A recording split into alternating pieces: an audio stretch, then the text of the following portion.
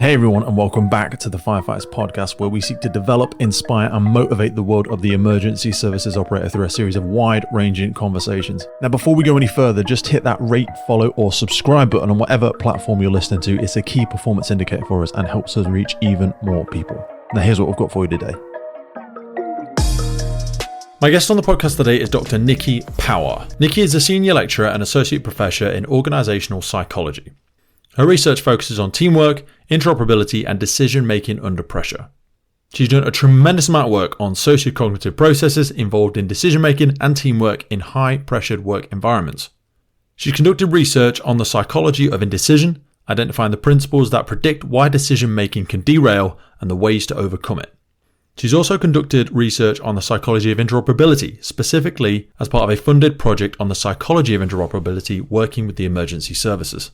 She takes a mixed method approach to research by utilizing a naturalistic decision-making NDM framework, which means she combines both quantitative and qualitative techniques, for example, interviews and observations.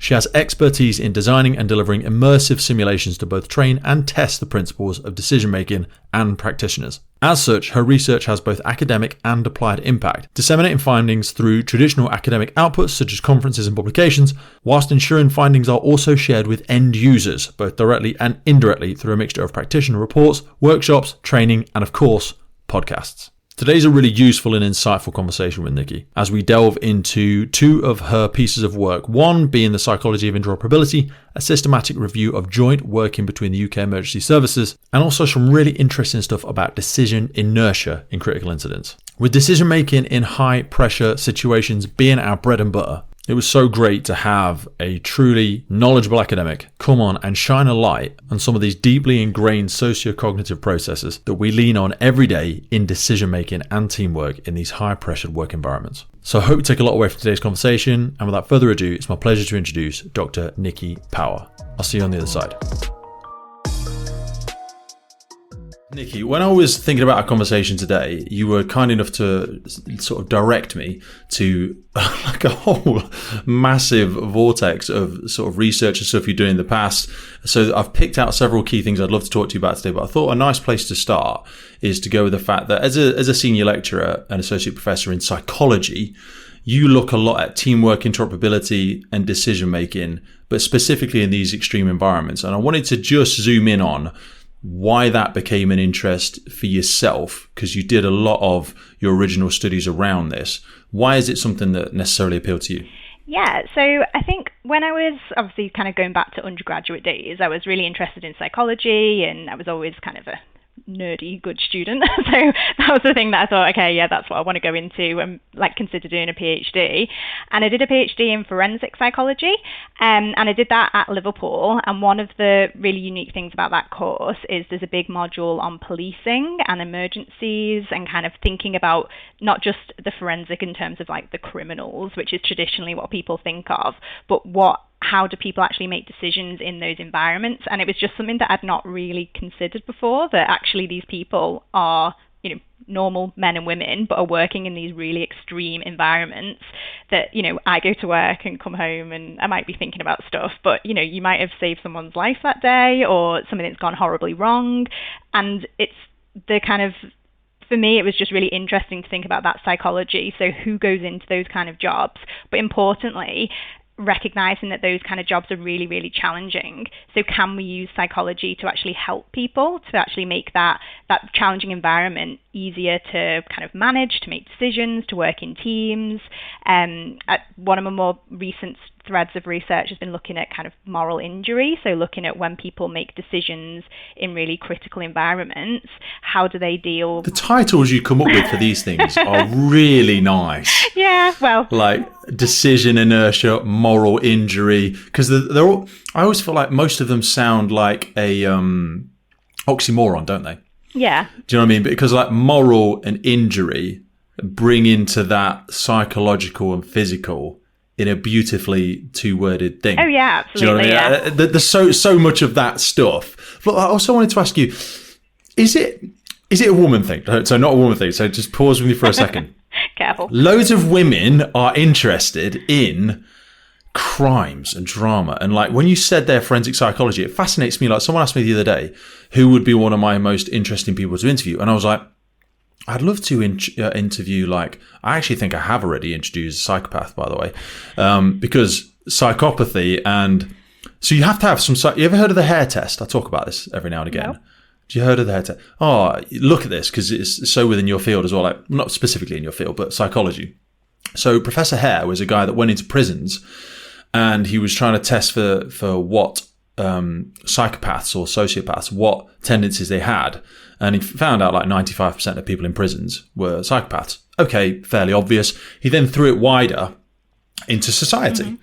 And as he did sample testing, he found that a lot of people that reach high levels of organizations or high level athletes or people in first responder sectors have a lot of sociopathic or psychopathic tendencies. They have an emotional switch, as an example, that they can choose to switch off if they want to. Now, that's not entirely true, and I'm waffling rubbish here. You'll know far more about it than I will, but like, I found it fascinating. So I said to someone like, I'd love to interview a psychopath, or I'd love to interview a paedophile.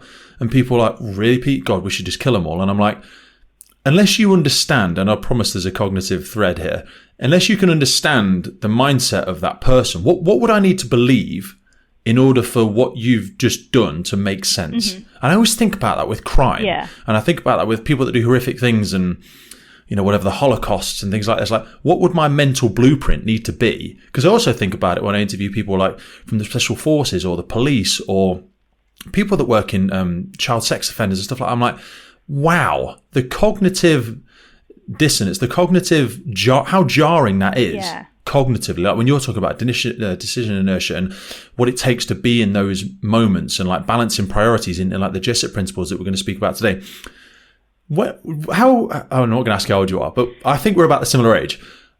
Did your parents think psychology was a worthwhile subject? Because my mum and dad thought sociology and psychology was what you wanted to do and you didn't want to do real work, because my dad ran a building firm for ages. My dad's a builder. But isn't there a massive evolution? Isn't there like how interested we are now? Yeah. Like, I'm a recovering addict, and like I'm so interested in our blueprints and your motivations and your drivers and how my own brain works, and I have to be very conscious about things that I get a bit too intense about and my addictive tendencies coming through there and stuff like that. But that's basically this is a long-winded high five of me saying how excited I was to have this conversation with you today. But like, why do you think we've grown so much more interested in psychology? Well, I think there's more of a recognition that we're not all just these autonomous, well, except AI, but we're not all these kind of autonomous beings that just follow the same patterns and make the same decisions.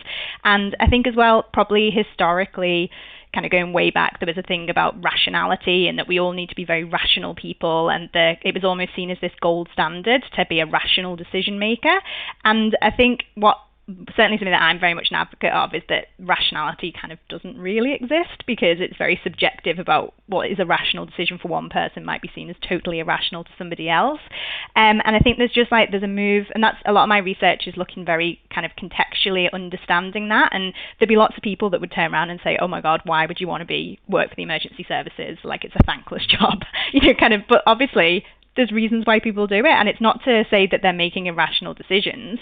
So it's about understanding that, but also identifying some of those stressors, because they should be able to do their jobs in a way that is kind of, it just enables them to make decisions and feel happy in their workplace as well. So doing research that actually makes a difference to help people that do incredibly tough jobs do that job more easily is kind of the whole kind of drive behind why I do my research. This episode of the podcast is brought to you by Gore-Tex Professional Fabrics. Now, we all know the working environment of a firefighter is filled with challenges. We face serious risks on the job, such as heat exhaustion, burns, physical and mental stress, and we frequently come into contact with high levels of toxic chemicals. Now, I have been wearing Gore-Tex for nearly 2 decades on the front line, working in hostile environments, tackling challenging incidents from firefighting to water incidents and in urban search and rescue environments. Gore-Tex have a well-earned reputation for protecting professionals in the fire and emergency services through their family of highly innovative, waterproof, breathable moisture barriers that exceeds global performance standards and are trusted worldwide. Gore-Tex, going further together.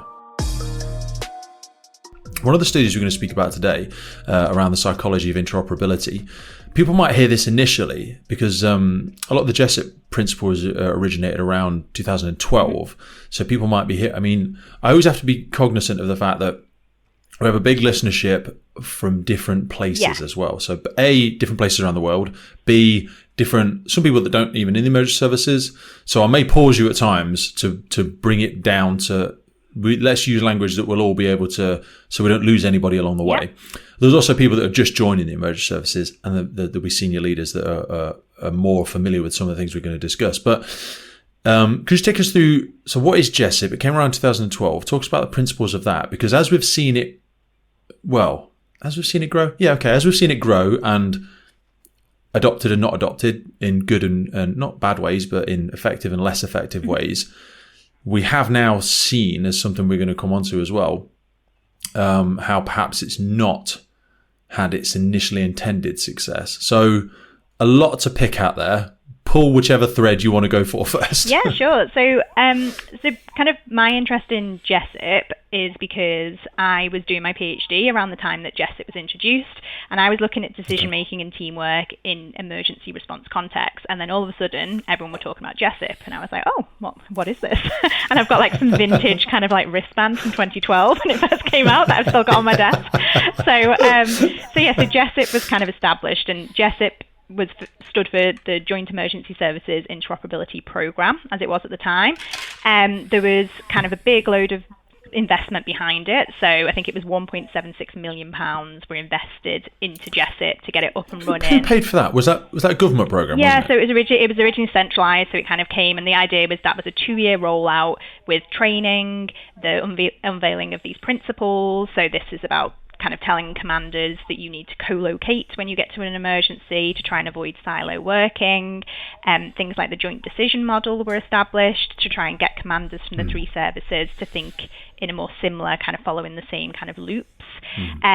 So interestingly, if people are aware of like decision models, the joint decision model is basically a rebrand of the police's national decision model. So for me, a lot of people don't know that. Yeah, and I thought that was a little controversial because the assumption that everyone thinks like the police across the 3 services is not Sabrina Cohen-Hatton has done a lot of work on decision making models and stuff like that, but and I'm not going to say it actually, but I'm not. If people haven't read her work properly, they might think she came up with a lot of it. And she is a very intelligent lady, and she has done some fantastic work. But a lot of this, we're all standing on the shoulders of giants. Do you know what I mean? Yeah. And just to circle back on the Jessup thing for people that are really may have lost us already. So you might see pictures of all of the emergency services on a bridge. There's always one of the famous ones that's shared on a lot of Jessup stuff. People assume we all know what each other's doing, and we're all working to the same priorities, goals, objectives, and there's a shared situational awareness. That used to really, really very much not be the case, and still is not the case sometimes. I think people hear 999 and they think we're all sat in the same room and we just pick what stuff goes. It fractures out quite quickly, and things get lost in the mix. Well, so one of the papers that I was going to talk about in a bit was we looked at kind of jumping forward to kind of why there's been some criticisms around why Jessup maybe hasn't been as well embedded as people hoped. And one of the things that we were when I was looking at this paper and trying to understand the problem, I was trying to think, well, what is Jessup actually trying to achieve? So what it's trying to achieve is organisational change towards greater teamwork across the emergency services. But then you kind of ask the question, well, what are the emergency services? So it's not an organisation. It's not even a single profession. It's a group of 3 professions. Traditionally 3. Obviously, there's even the argument that there's broader, like the Environment Agency and, local resilience forums, do they come under that umbrella? But if we just treat police, fire and ambulance, they're kind of 3 professional groups. And then underneath them, you've then got the 3 professions, police, fire and ambulance.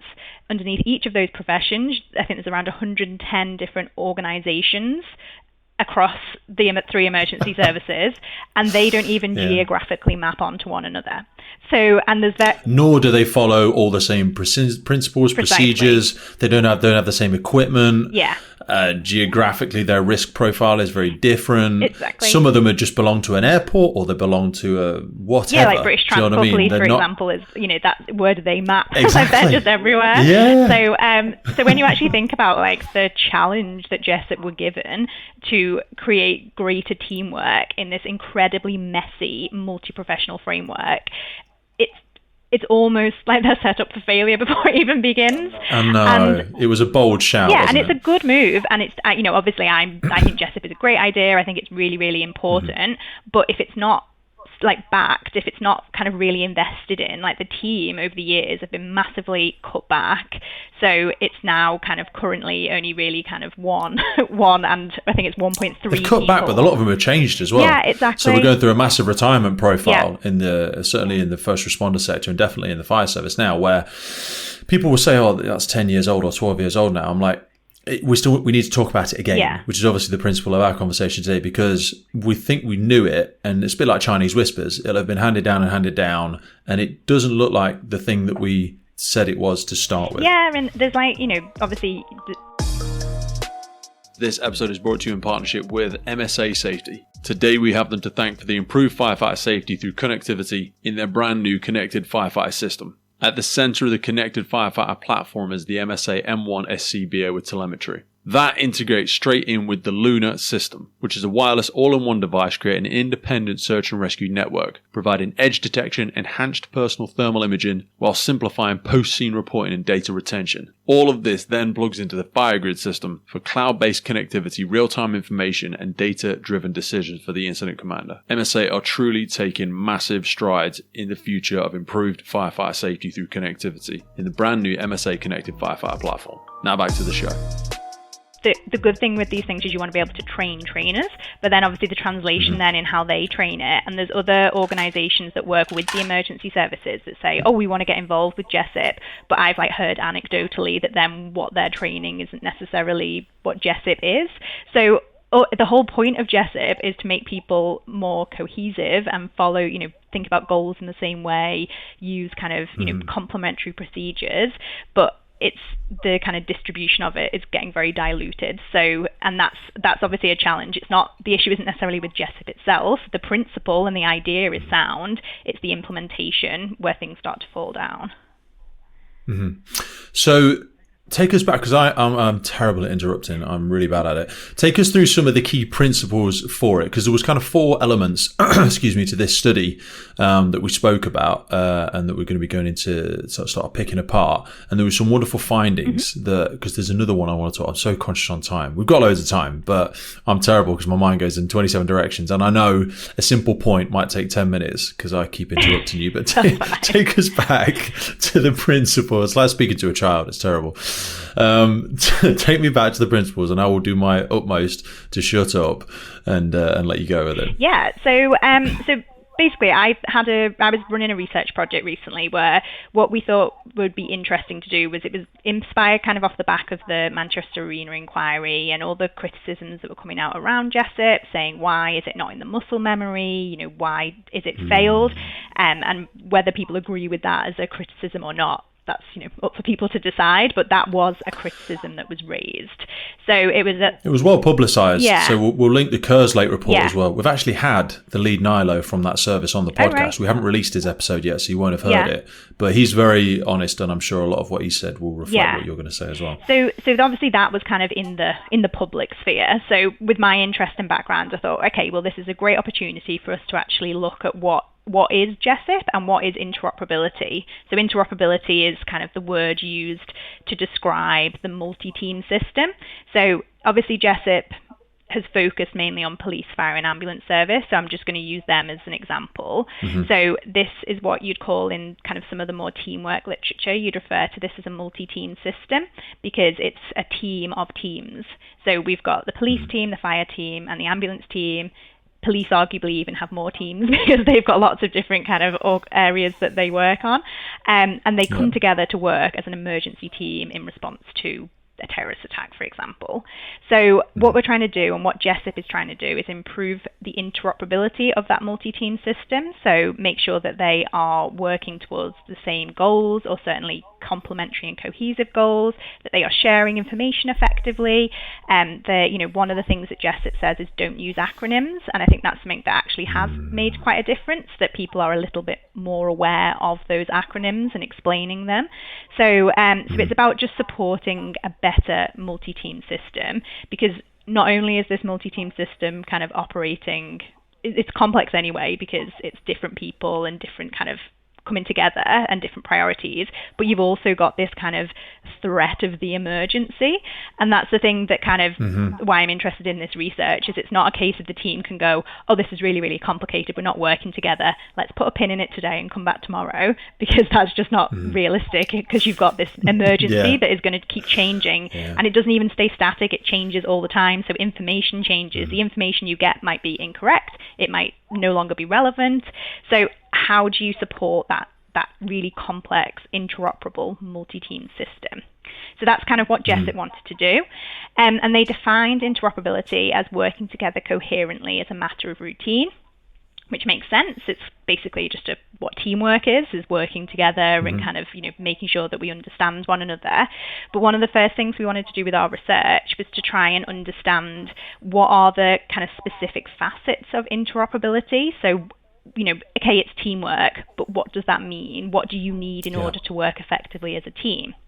So what we did is we did a systematic literature review. So we looked at all the literature that we could find that was around interoperability in emergencies, to try and understand what are the key components. We couldn't use the word principles because Jessup had already stolen the word principles.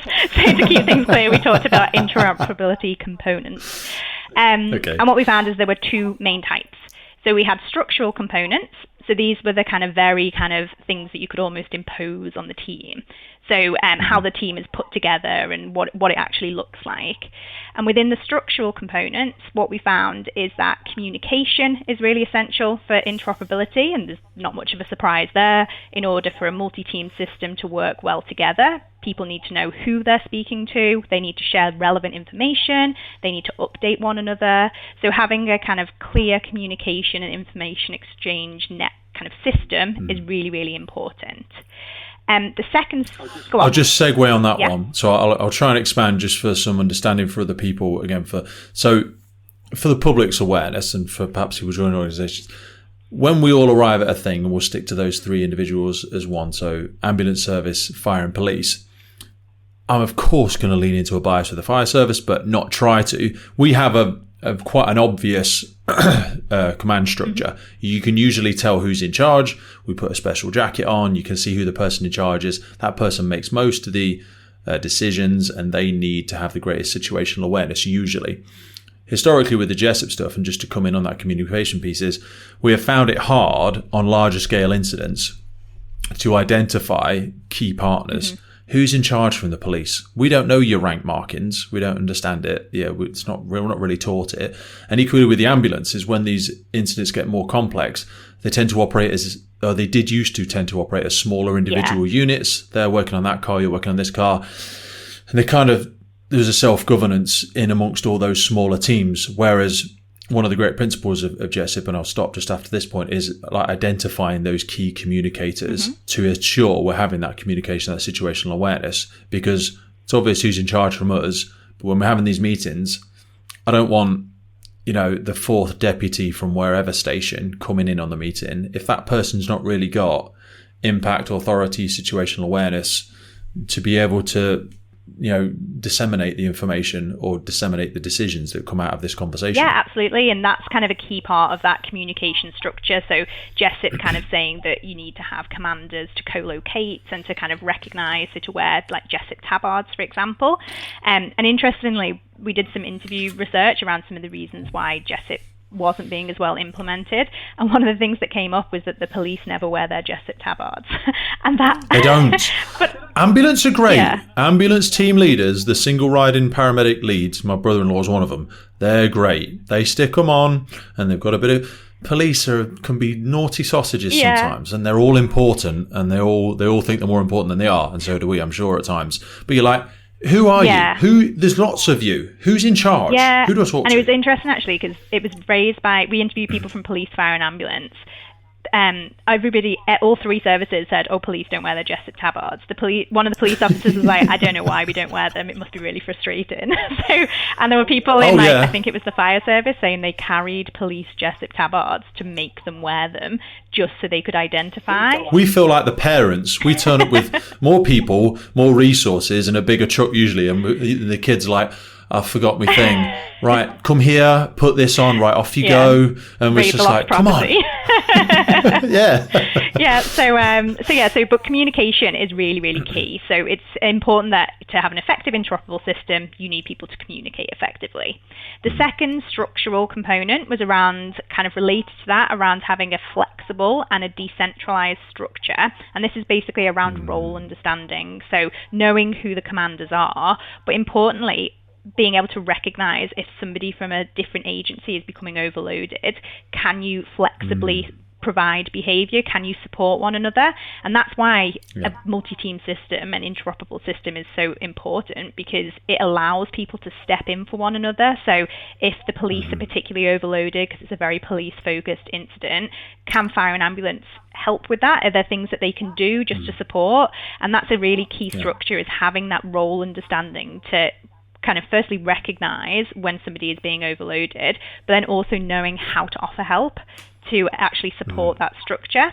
So those were kind of the two big kind of more structural components. So just a simplistic example for people, again, to give a real world example, like if we have a coach crashes with a lorry, probably fairly simplistic incident. It's not been a massive thing. There's only two vehicles involved. We close off two lanes. Police are happy. They're flowing down the third lane or something like that.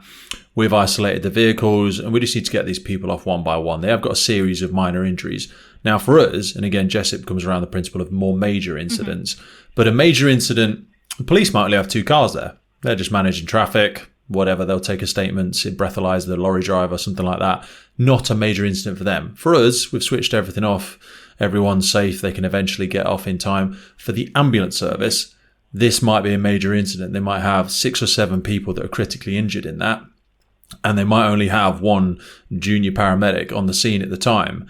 The cognitive load of that individual will be massive. The logistics required from the ambulance service will be quite large. So it's recognizing that this isn't a big thing to you, just to reflect on what you've just said, but to other services and needs. So the police's objective, has anyone committed a crime? Need to get this traffic flowing. This is a really expensive motorway. Roadways are getting on. Highways Agency are banging down my throat. I need to get it open as quickly as possible. Our priorities, get back home for tea and medals. We've done our cool bit.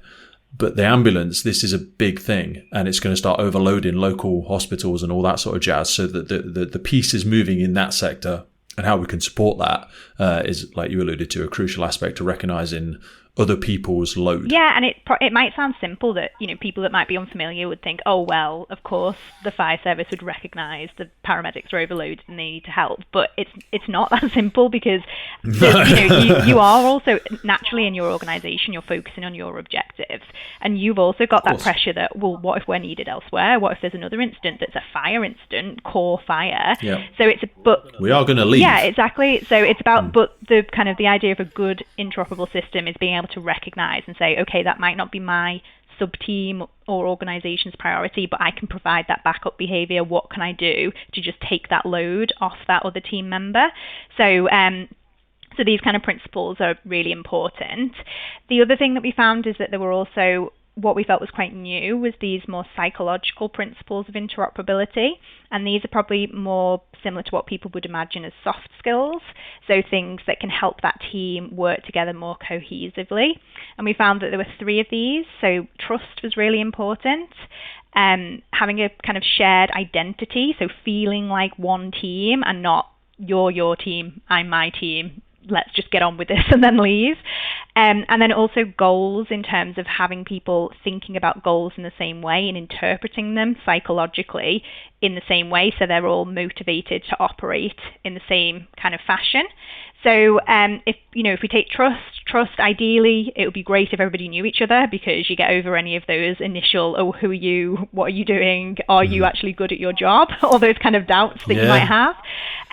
So interpersonal trust was seen as gold standard, but in reality, you're not going to have interpersonal trust between every emergency responder in the UK. or even in a region. So, but we also found that there were other ways that trust could be enhanced. So if you've had a previous positive interaction with somebody from that other team, then you will start to think, okay, well, the person I worked with last time, they were really, really good and they really helped me. So I'm going to expect that this person is part of their team, so I expect that they will also be a good team player and that they will support me. So when you're interacting, you're not only representing yourself, you're actually representing your team and your group. And if you are short with somebody and dismiss somebody, it's not just reflecting on you, it's also reflecting on your colleagues, and the kind of the expectations that people have around what your team, the fire service, for example, represents. So so that was kind of trust was important, and related to that as well was this concept of identity. And this is a really interesting social psychological theory, which is this idea that the way that we approach the world as social creatures is we have an idea of kind of the type of person that we are and what our identity is. And that can often be attached to the groups that we are members of. So for yourself, you might identify very strongly as somebody who works for the fire service. So that might be a core part of your identity. But we know that then that naturally means that you classify other people as members of out-groups. So it might be that you see police as somebody that's an out-group. It doesn't necessarily mean you don't like them. They're just not in your in-group. And that's kind of really important because it affects our attitudes, our behaviours towards each other. We other people very quickly. Yeah, exactly. And it's a way for us to kind of quickly make sense of the world and quickly make judgments on whether we trust somebody. Are they my type of person that will actually have my back? But it can lead to a lot of social friction. So do you think, it's a realistic expectation for people to ever want to try and get away from that? Just to zoom out right to the social identity aspect, because that's a primitive survival mechanism, isn't it? Like these people are listening to audio now. I'm a 6'5" white male, 18 stone. You are probably a little bit shorter than me, certainly significantly lighter than me, and you're a young lady with petite blonde hair and all that sort of jazz. If I approach you with my German Shepherd walking down the street, you're gonna rattle through a quick mental blueprint. It might be 7 o'clock at night. It's a survival mechanism. Is this thing a threat? People say we don't judge a book by a cover. We have to. We always will do. Now, it's whether you act on that prejudice, of course, and whether or not you seek to understand a little bit further around the person or the situation or whatever, and don't hold that long-term prejudice. But we're never going to completely remove that. And also, just biologically, we're never going to get rid of that. But I suppose it's understanding not to hold that prejudice long term if you are met with evidence that acts against it. Like if I come up and have a really pleasant conversation with you, hopefully your analogy of me might change and you realise my German Shepherd isn't aggressive or whatever. You know what I mean? Yeah, but then that's really interesting. So if I don't have a dog, but if I owned a German Shepherd, I would look at you and think, oh, there's another German Shepherd owner. Great. Exactly. Everyone who owns German Shepherds are great people because I'm one of those people.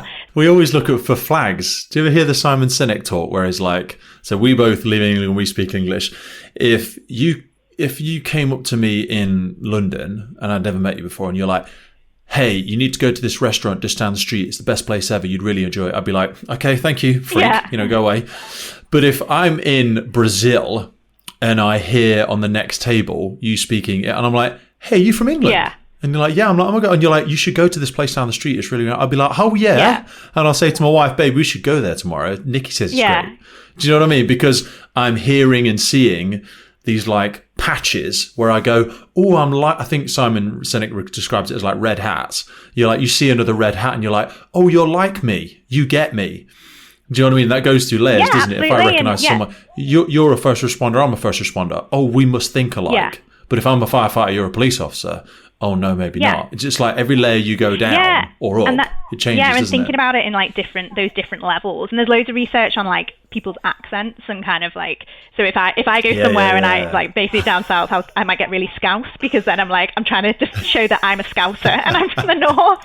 And it's like, but people do that. They adjust the way that they speak and the way they interact. It's when you have builders in the house, don't you? And you're like, you become a little bit more. Yeah, my dad's a builder, so I'm used to that. But The team here at the podcast are extremely excited to announce our brand new partnership with Patrol Store UK. Patrol Store have been serving the UK's police, fire and emergency communities and first responder sector since 2008, providing leading brands such as Hikes, Magnum, 511, Nebo, Op Zulu, Highlander, AKU and many, many more of our favourites. They are now also supplying bespoke uniform, PPE and station workwear to fire services around the UK. So for all our listeners that are part of your USAR, your HEART team, your ISAR team, your armed response teams, your fire investigation, your NALO, your hazmat and all of the training departments that have got your own budgets, be sure to get the absolute best for your team at a realistic price by contacting Aaron and the team at Patrol Store and referencing the Firefighters podcast. Patrol Store will also be taking part in our listener competition giveaways as well as providing unique discounts to podcast listeners. So for people that are always asking about Hikes boots as an example, that is one unique discount code that is coming to you very soon through Patrol Store. We've also got some incredible bags. I mean, the Op Zulu bags are a game changer. So you know the really Gucci and expensive tactical black bags that everyone's using in CrossFit workouts and taking to the gym and taking to stations?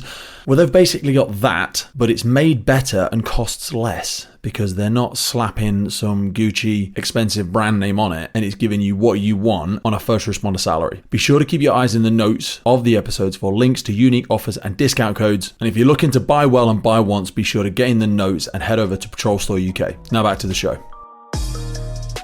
But yeah, so it's like, but that's really important in this, if you think of the goal of GESIP, it's to try and say, okay, we're all emergency responders. That message can actually be quite threatening to some people, because they might say, well, hold on, I'm a firefighter. I'm not an emergency responder. Like, what does GESIP mean? Is it going to change my job? Does it mean that I'm going to have to be thinking about myself in a different way?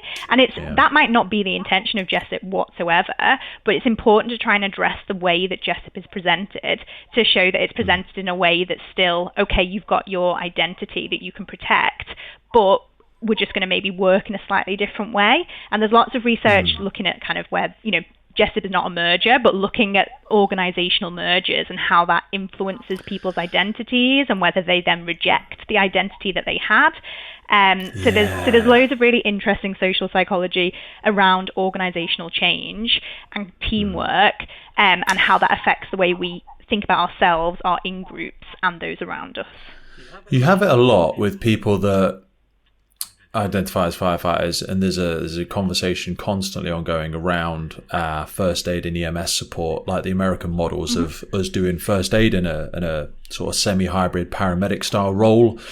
Some people who are viscerally against it because they just believe they're a firefighter. I joined to fight fires, and I suppose it comes with the why as well. Like my romantic why is I joined the fire service to help people. Helping people can manifest in lots of different ways.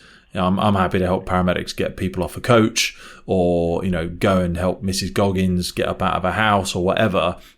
But like you say, when you're coming into those GESIP roles and deciding on what our priorities might be, there might be that small inner voice of people saying, well, that's a you problem. Do you know what I mean? That's not a me problem or an us problem. Yeah, exactly. And there's, that can be like affected by all different things that, if you've had a bad night's sleep, you're more likely to kind of react like that. So there's all kinds of interactions. But what's quite important is to recognize that identities and social identities are very, very powerful, and they can influence the way we interact with other people. So when we're trying to actually make people work together and they're already labeled as three different teams, we need to think about how do we do that. And there's been some interesting research that's kind of showed how if you make it really salient that, look, we're all in this together, we're all here to help people, that message, you saying you want to help people, even people that maybe are against those more American models, if you kind of say that, they can think, oh, actually, do you know what?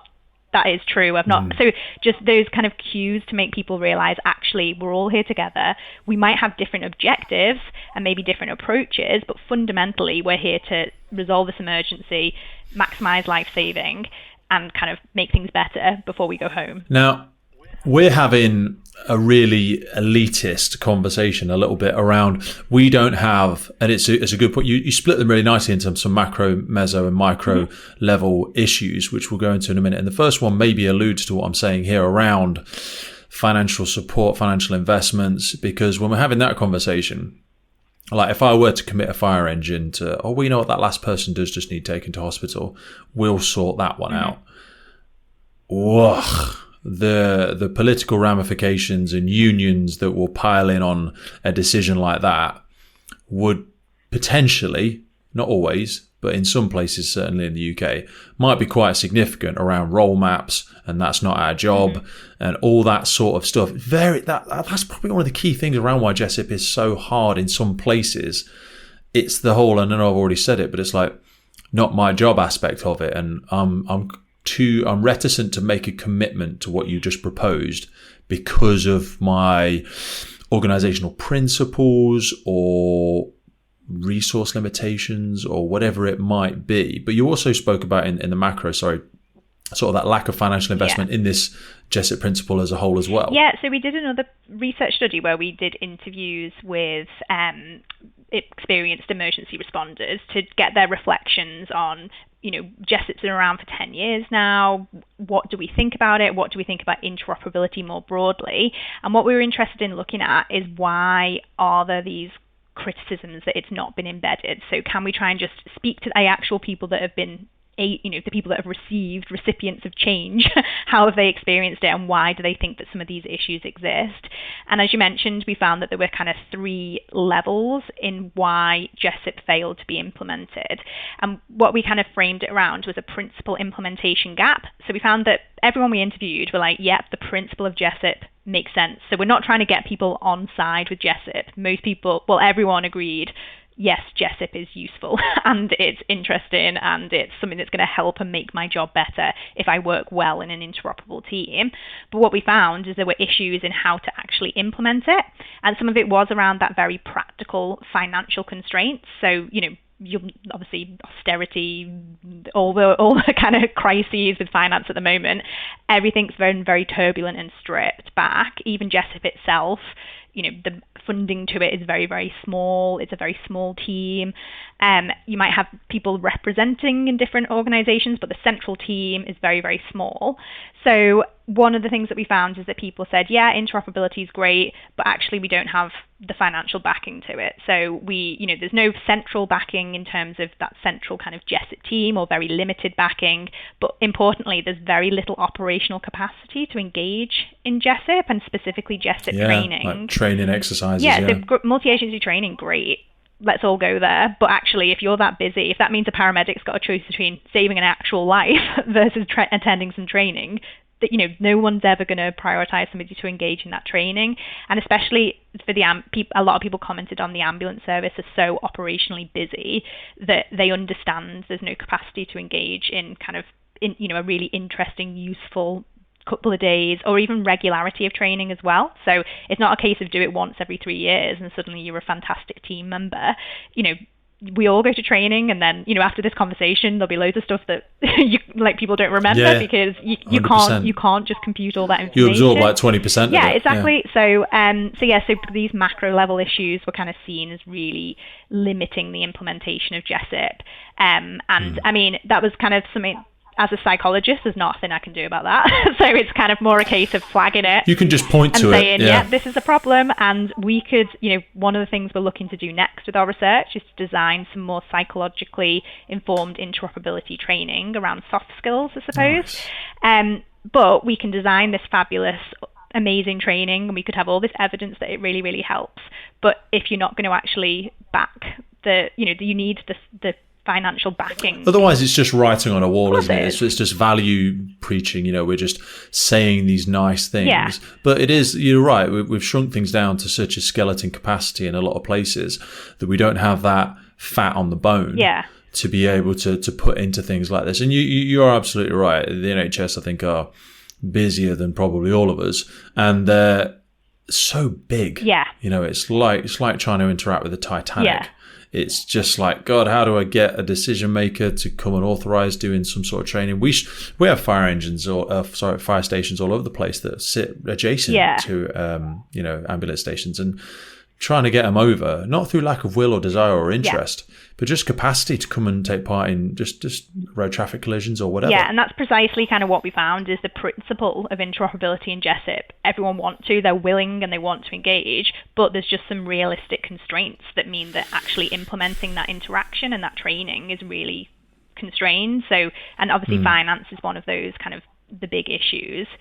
We also found kind of the way the different organizations are kind of set up. So we mentioned earlier about how we've got this emergency services collective, then we've got the three professions, police, fire, ambulance, and then we've got 110, I think it is, organisations across them that don't geographically match, have slight variations in how they kind of deal with things.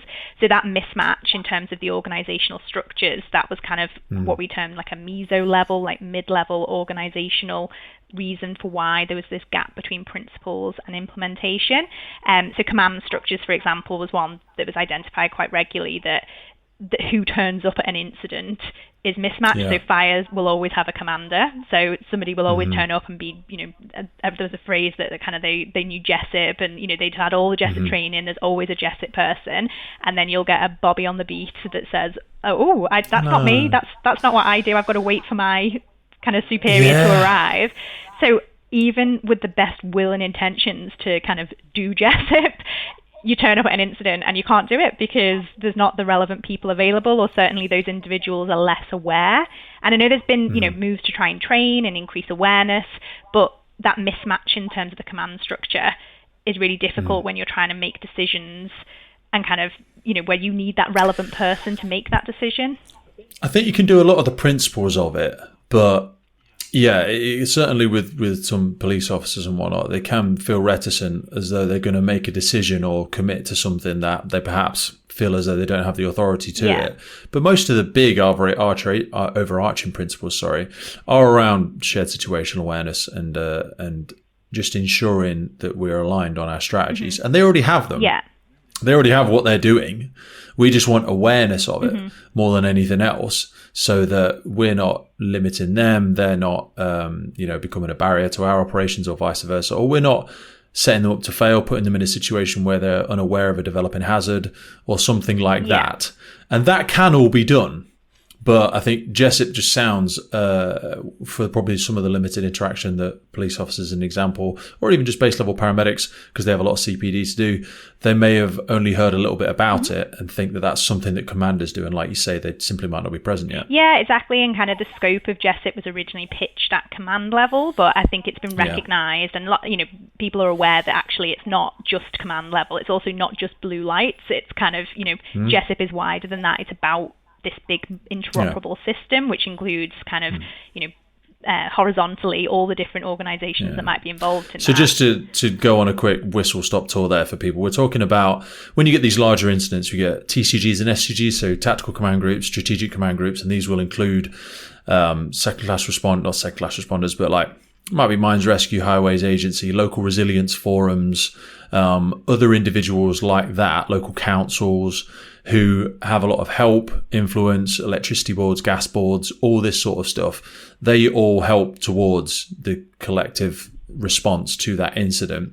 And they will be the sort of people we'll liaise with under the same JESIP principles, but probably in a different location or certainly at a different level. But it is, as you allude to, a much wider thing, just to give people a bit of awareness. Yeah, absolutely. So that was kind of one of the challenges. And then at the more kind of individual, interpersonal and individual level, it was found through the interviews that people said that kind of the actual stress and pressure of a real world emergency can actually be very different to what's experienced during training, and that you might be all ready to go with your co-location and using your JDM and your methane messaging, and then you get to the incident and you're just completely sidelined by it. And that's again something that's, we can have all these very rational ways of approaching, and you should follow your JESIP and you should do this, but there's also a reality of what you're facing when you get there as well, and kind of just identifying, even just recognizing that, and kind of even, in training, flagging that, okay, this is what you should do, but just be aware, you might just have that moment where you suddenly think... No plan survives first contact with the enemy, does it? With Mike Tyson's thing, everyone's got a plan till they get punched in the face. Do you know what I mean? So it was like we basically were just looking at different ways that this gap had widened, but we also found that it's not just all negative. There's also kind of some positive features. So people were talking about how the gap was bridged because at that more interpersonal level, people described how there was this almost kind of new emergent interoperability leader that was kind of starting starting to come across different organizations and saying that, traditional kind of views of what's a commander and a leader and being very kind of, I suppose, decisive and taking command in an interoperable team, that's not necessarily a useful approach. And instead, having someone that actually sets the tone that we are a team, we are going to work together, we are all collectively accountable for the decisions that we make today. Like that kind of leader was seen as something that was really, really powerful and useful. And there's research when you look at organizational change more broadly, often these kind of emergent consequences of change that were never part of the plan, they're actually really more important because it shows actually harnessing that is a way to actually improve interoperability, because if we figure out, well, what these people that are seen as really key people that get that interoperable team working well, we need to understand what they're doing and then build that into something that we say, okay, this is the best approach to actually have that kind of team. I will acknowledge that I found in my experiences that police have often done that. Okay. They've often taken that role in only my own small sphere of experience.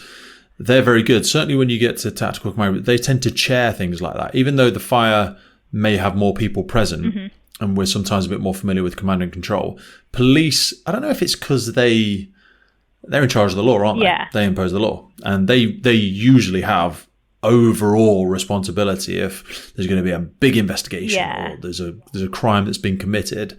That's kind of the most important thing that's going on. Yes, people may have died and all that sort of stuff, and that's terrible, but they're going to be responsible for the why and do all the investigations afterwards. And they are actually very, very good at chairing these meetings. Yeah.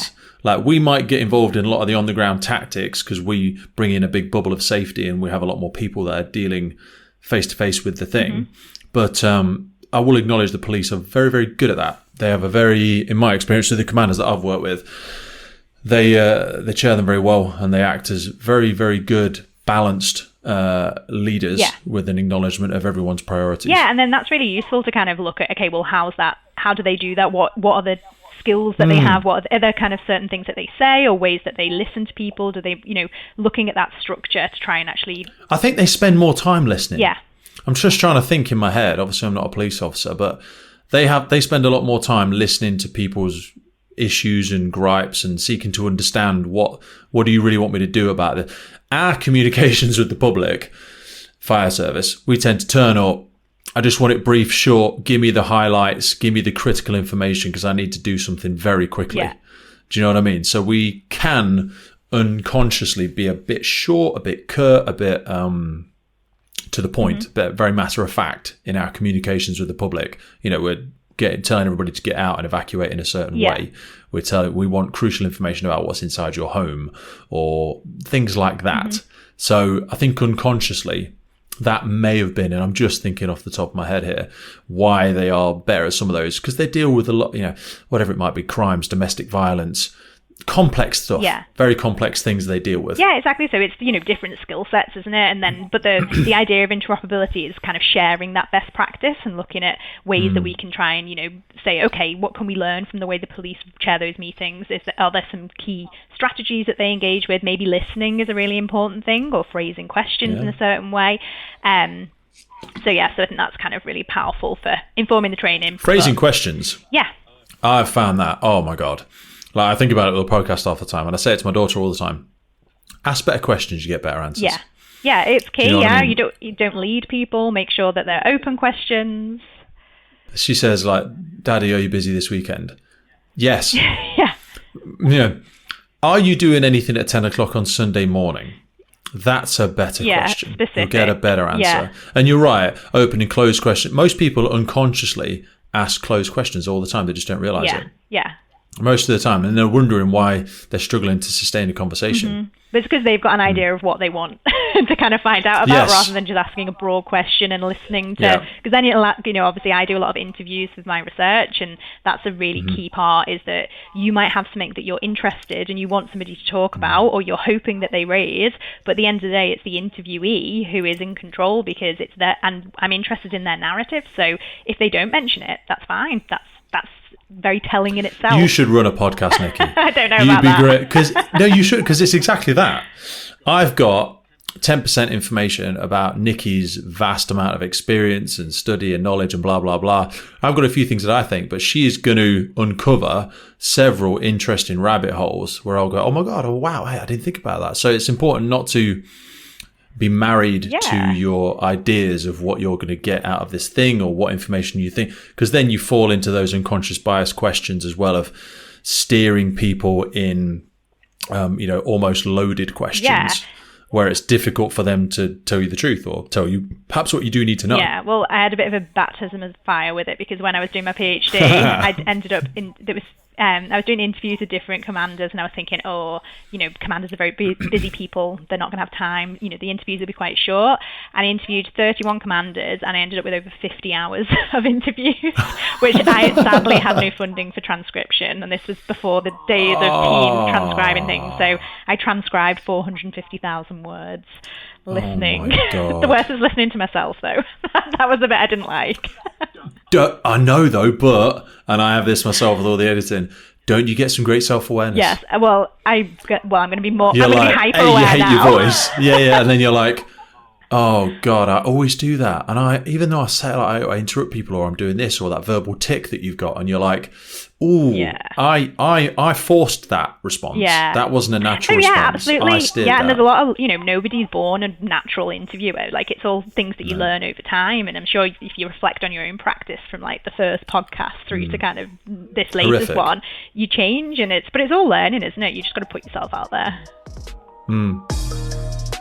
Ever heard the quote that true leaders are readers? Well, we believe this is true. Listeners often ask where we go to keep our finger on the pulse of what's happening in the sector globally. So there are a few key publications which I encourage you to go check out. Now, if you're looking for insights on disaster management, fire protection, and firefighting, for us, we go to Asia Pacific Fire Magazine. And when you're looking for the latest on the Middle East fire protection industry and fire services, it's Gulf Fire Magazine. And our quarterly check-in is with International Firefighter Magazine, reporting to municipal, industrial, and fire training professionals. Now, next up, and widely accepted to be the global voice for passive and active fire protection, this is a good one. It's International Fire Protection Magazine. And finally, and perhaps the most relevant to our predominantly UK audience, I'd strongly suggest subscribing to UK Fire Magazine, reporting to the United Kingdom fire protection industry and fire services. We're really excited to announce that after a long-standing relationship and mutual respect, we've now partnered with MDM Publishing, who bring you all of these essential publications. Because in a world of change, the learners shall inherit the earth, while the learned shall find themselves perfectly suited for a world that no longer exists. Eric Hoffer said that, and I believe he was right. So keep growing, keep learning, and keep yourself in the know and at the cutting edge of what's happening globally by dropping into the notes. And as a gift from the podcast, you can actually subscribe to any of these publications for free using the link in our notes. Now back to the show. So take us to the micro. Let's close the loop on that micro element of it, because sorry, take us there. Yeah, sure. So, we also looked at kind of, reasons for why that at the more micro interpersonal level, why there was this gap between the principle of interoperability and the implementation. So, obviously a lot of that was to do with the stress and pressure of that real world emergency, cognitive overload, people just feeling that, they're thinking about accountability, personal accountability. If they, you mentioned earlier about how that was something that was, if I decide to give a resource to someone and suddenly there's blowback on me because that somebody senior doesn't agree with that. All those kind of issues came in. But again, positively at that kind of interpersonal level, there was things to do with kind of the even just GESIP existing had helped with that identification that we talked about earlier. So even just this idea of GESIP and having these multi-agency interoperability meetings and training, that kind of has got people reflected on the fact that, if we think pre-2012, it happened, but people didn't really necessarily think about it, whereas GESIP actually got interoperability on the agenda. And at that more individual level, people recognize that, well, do you know what? We are in this together. We're all one team.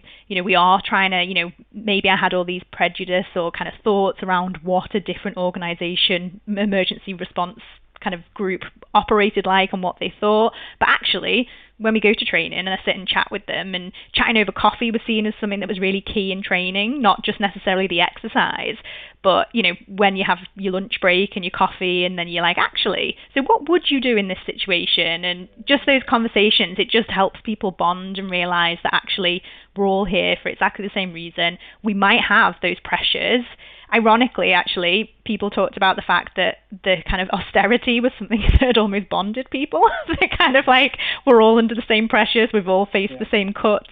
We know, especially with the ambulance service, there was a really nice quote that we had of someone saying, that I understand that the pressures that they're under, so how can I criticize somebody when we're working in that high-pressured environment, when I know the kind of pressure that they're under at the moment, they're so operationally busy, and kind of reflecting on how that actually helped with that empathy, and that actually I feel more bonded with that team member because I have that understanding of the pressure that they're under. Absolutely. You do a lovely video animation. I'll tell you what, some of the stuff, the way you display it in this, it's really, really good. I know, it's quite, it's a new kind of, because in academia you're constantly thinking of new ways to try and like disseminate your research. I am anyway, because I think it's very important to make sure people it's very engaging. Understand it. Yeah. And kind of the video is engaging, but also the you've done a short CREST report on it as well. That's really nice. Yeah. That's super interactive. In fact, we'll steal a few of these links. Yeah, absolutely. Steer people into them, because I think it's kind of the purpose of the podcast. So as much as we try and keep it informative, my own fault that I drag us down rabbit holes, but it makes it digestible. Yeah. Well, do you know what I mean? Because obviously in academia you write your big 8,000 word paper. It's heavy. But it's heavy. Even I struggle to read somebody else's 8,000 word paper, so let alone somebody reading mine. So then it's nice to kind of, and it helps. Do you think that's a barrier to the adoption? Like there's so much of this great work being done. Yeah, we've seen a lot in the last decade, maybe even a bit shorter, of organisations, certainly first responder sector services, but also technology and other businesses interacting more with academia. Because you've always been doing this work. But it's only recently, in my limited understanding, and I'd say recently, the last decade, become somewhat more digestible through video, podcasts, things like that. Yeah. You guys and girls are fascinating people, but it's also bloody confusing and wordy at times. Yeah, I think you've kind of got two goals. So you've got the contribution to theory, which is like your rich, all that rich theoretical stuff that explains how people interact and all that. And that's kind of, that is only really going to be interesting primarily to academics, because it's about unpicking those theories, thinking and developing it. But the skill of what I would perceive as a very good academic is to be able to actually then translate it and say, okay, that is not necessary. That's like, I'm interested in that as an academic, but to the people, that's not that relevant. So picking out those key threads that actually that's going to make a difference, that could help somebody by me talking about this. I hope, be doing a podcast, for example. I think that final step is the best bit, because the funding will have been given for you to help advance X sector. But then if you're just batting the ball back and forth in an echo chamber to impress each other, not that that's what you're doing, but it's like me going, oh, very nice shot there, Nikki. And you go, oh, watch this one. Oh, and no one else knows we're playing tennis round the corner. No, precisely. We might be inventing new ways of hitting the ball. Yeah. But like, we're just complementing each other. Yeah. And unless it's digestible, then other people can't benefit from it. Yeah, and I think that's, obviously it's difficult, because we were talking earlier about kind of what people are good at and what they're naturally drawn to, and kind of a lot of academics, I'm stereotyping, but a lot of academics this is scary, weird stuff. Yeah, it's like they're like, oh, well, I write, and for me as well, I know I write much better than I can articulate my research. So I love sitting down, like writing a paper. There's a library that I go to not far from where I live, and I just like turn all my emails off, and I'll just spend a whole day writing and reading, and that's that's my happy place. It's just being, and that's quite an introverted way of being. It's powerful, and your stuff is very, very engaging, hence why I came across it. But I'd be remiss if I didn't acknowledge you miss all the gregariousness and the fun and the passion that sometimes comes and has come through your voice today. And that's the bit for me sometimes. Yeah, but of course I would have a bias, No, but you do it for me. I've done this. I study some people would say my research is too applied and it's not theoretical enough. But the reason that I do my research is because I'm interested in making a difference. And like one of the things so I mentioned, I'm going to be submitting for like a big grant in the summer, and that's to look at internationalizing the interoperability research, and also just more broadly looking at what makes an extreme team. So not just emergency teams, but kind of healthcare teams or even space teams, and looking at what is it that enables people to thrive in the extremes, and looking at how we can use psychology to help that, because increasingly in the world there's more crises. even people, the public now are exposed to kind of crises that they wouldn't usually be, even flooding, wildfires, all these kinds of issues where there's this term polycrisis that's been used to say how the world is experiencing all these interconnected crises. So the war in Ukraine affected the price of olive oil, for example, which then affects the cost of living crisis. The butterfly effect. Yeah, exactly. Yeah. So I think that's kind of the thing behind my research is I'm really interested in looking at how nobody likes operating under crises, but we're increasingly being exposed to it. So can we study the teams that are more regularly exposed to them to try and understand how they manage and how they cope? And then can we apply that kind of theory to kind of wider situations? Yeah. Well, you want the public to be not more resilient, but you want them, like when I travel to different countries, the level of public proficiency, I would say, citizens' ability to sustain themselves, self-rescue, whatever it might not self-rescue, but just like deal with life and the turbulence of life. I think have got a bit of a nanny culture accidentally in the Western world, and maybe certainly in the UK, where it's like government has to look after me no matter what. They have to sort all of my problems out. That's a very horrible generalistic way of looking at some members of the community, perhaps. Yeah. But I do see it personally. Well, I don't know, have you come across the term zero responders? No. So this again, it's very in academia. It's coming around, so it'll be filtering into kind of wider rhetoric soon. So the idea of a zero responder is you're the first responders. So you turn up, but the zero responders are the people on the ground when an emergency happens. And kind of historically, there was always, and even in like movies, there's always this big thing of people are stupid, they panic, they only look out for themselves, they will be pushing over one another to evacuate and save themselves, they are not helping each other, where actually there is so much evidence that shows that people don't act like that. Zero responders are so important, and you can actually use the public because they will, when an emergency happens, the first responders aren't there yet when it first happens. So can we, and there's lots of really interesting research going on at the moment with other research teams across the UK looking at how we can promote zero responders. How do we help people to know what they should do during an emergency to help work with the first responders and just be part of that wide, it's still part of interoperability, it's that big team, but the public are part of that team as well. They're who you're getting the information from. So, well, it's taking that. We say it in the fire service all the time. Education is better than solving it at the time. Prevention is better than education. Yeah. So educating, we go out and do businesses, schools, all that sort of stuff around some base level, what I would call life skills. Yeah. For people to. And you're right. People do often do the right. I saw a great video shared by, I think Tim Kennedy is an American guy who runs a podcast, where a car crashes on the side. I think I saw that on your Instagram. Yeah. Catches fire, and all the members of the public are running over, and one of them realizes they can't break the window, and they're trying to pull the door open, and they find a tool and then split the window, and they get him. This fire is raging in this car, and you're just like, oh yeah, the world is, I think the more we look at media, the more we can be led to believe that the world, like you say, is full of people that are just out for themselves, toxic, bullies, racists, people trying to steal money from each other, not looking after each other, attacking each other in the street. You know what? A very small level. I think the world's safer now than it probably ever has been in elements. Yes, we have a lot of catastrophes and emergencies and all that sort of stuff, but I'm not as worried as my daughter going outside and talking to strangers as I perhaps would have been 30 years ago. Yeah. I think in many ways we have become safer. And the point I'm making is we are surrounded, just because these people aren't first responders, like you say, we're surrounded by a lot of people whose moral compass predominantly still points in the right direction. Of course, yeah. And if given the opportunity and the level of education, they can be incredibly invaluable. I also think that there's an element of trust from the emergency services perspective. Like when we get to an incident, we try and control everything. And if you empower people with a couple of little decisions, like helping get all these people out of the building next door, some members of the public could assist in that. They probably could. we have a sense of wanting to control all of it. And I do agree with that to an extent. Is this person qualified? Oh yeah, what's their motivations and all that? But that's a spectrum. Yeah. There's a point of education in between where, like you said, we can empower the public and share these sorts of learnings and examples of what those good zero responder leadership principles and kind of like good citizenship is about.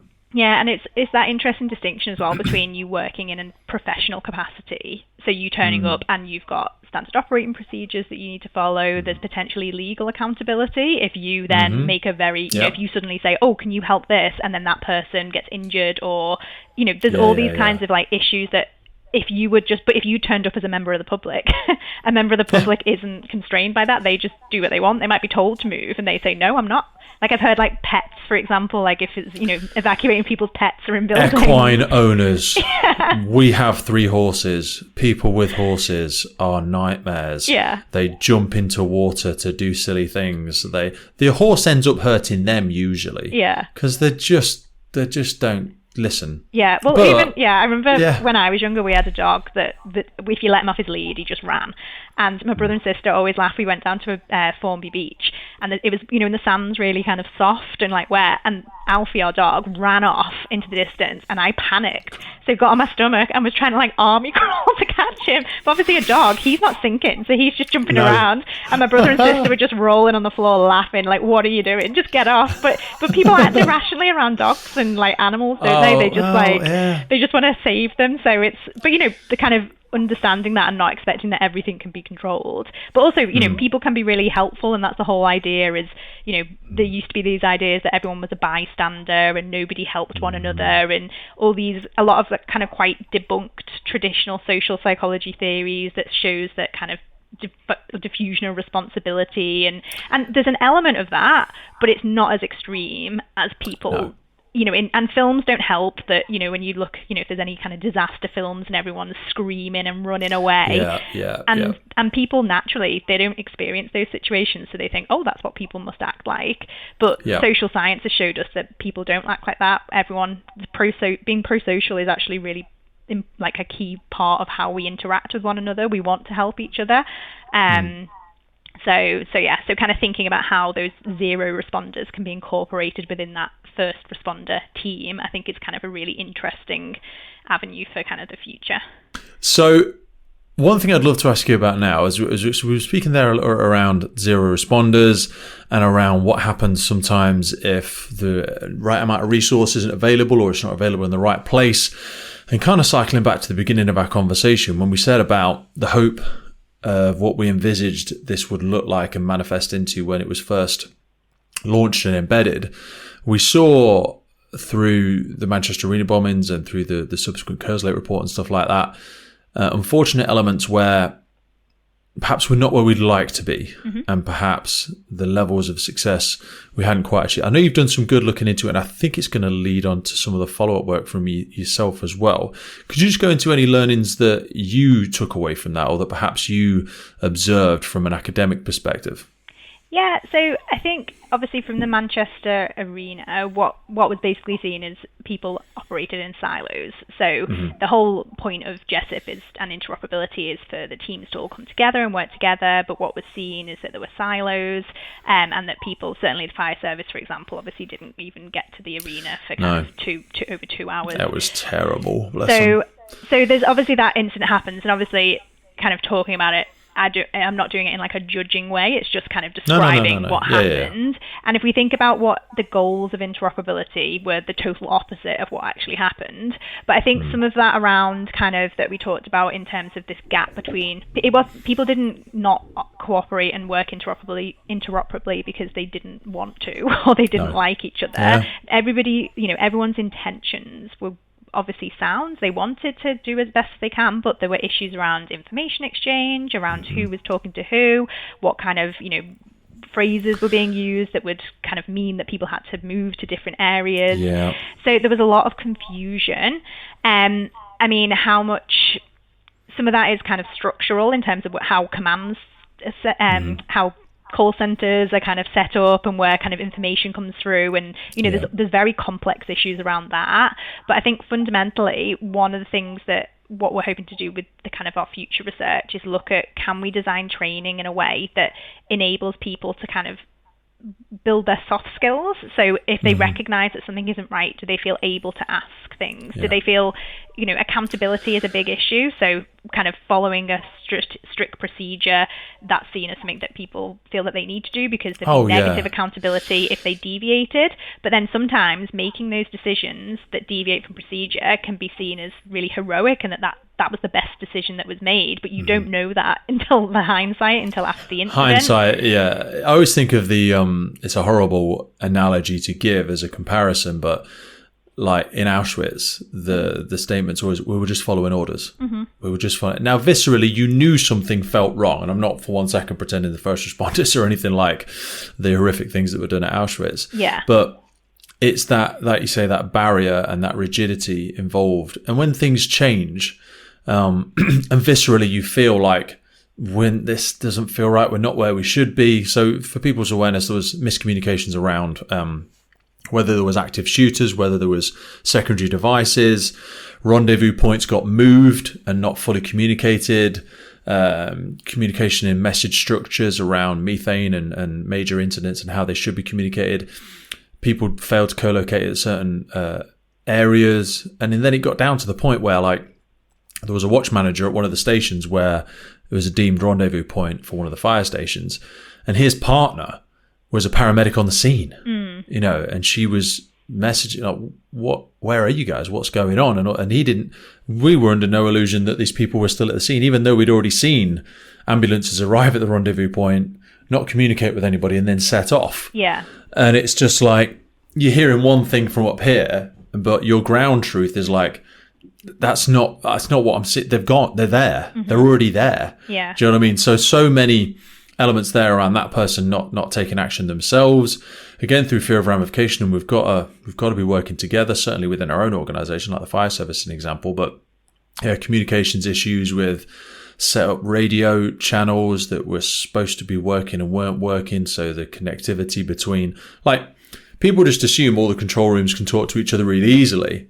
In some instances, we're ringing the same phone number. We're not ringing 999, but we're ringing a generic control room number to speak to another commander or another leader in their control room staff. And things can get so very, very quickly, so very messy. But Leah, I know what you're saying around those training scenarios where injecting a piece of information through one route round the left and seeing how quickly that gets shared and adapted to and made aware of would be really interesting. Yeah, and I think as well, one of the things that I'm quite kind of passionate about in my research is that when you're training people to respond to emergencies, you've got to expose them to these situations where there's no right or wrong answer, there's no solution, there's no procedure, and you actually get people, so they're kind of termed wicked problems. I don't know if you've come across that term before. So this idea that it's a novel problem, there's no right or wrong solution, you don't know what's going to happen, it's just you have to make a decision based on your best efforts, effectively.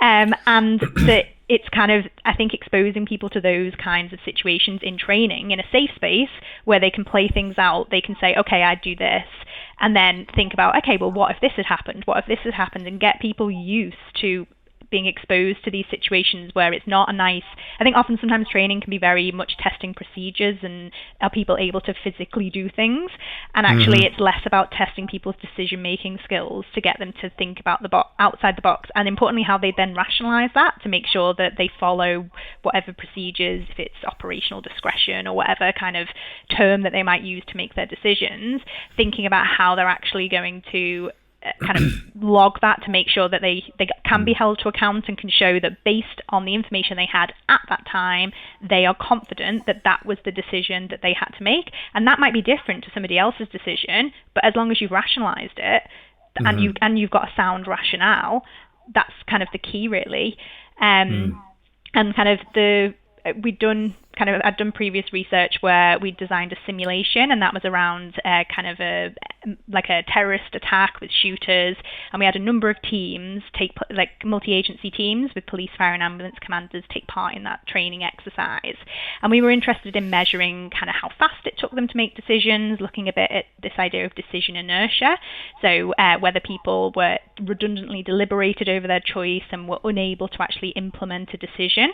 And what we did is we presented them with a wicked problem, and it was fairly kind of similar to actually what happened in kind of Manchester, which was this idea that basically there was a kind of a hot zone declared where kind of people weren't allowed to actually go in and operate, but that basically the scenario was that people from the emergency services said, look, we know we're not supposed to go in there, but we're willing to go in. We're just going to go in. And the decision to the command team was, are you going to authorize them? So are you going to say, yes, okay, you can go in and work in that area, or are they going to say no? And we found kind of running it that it was pretty much split. So there wasn't like a consensus. So it was good because it showed it was a wicked problem.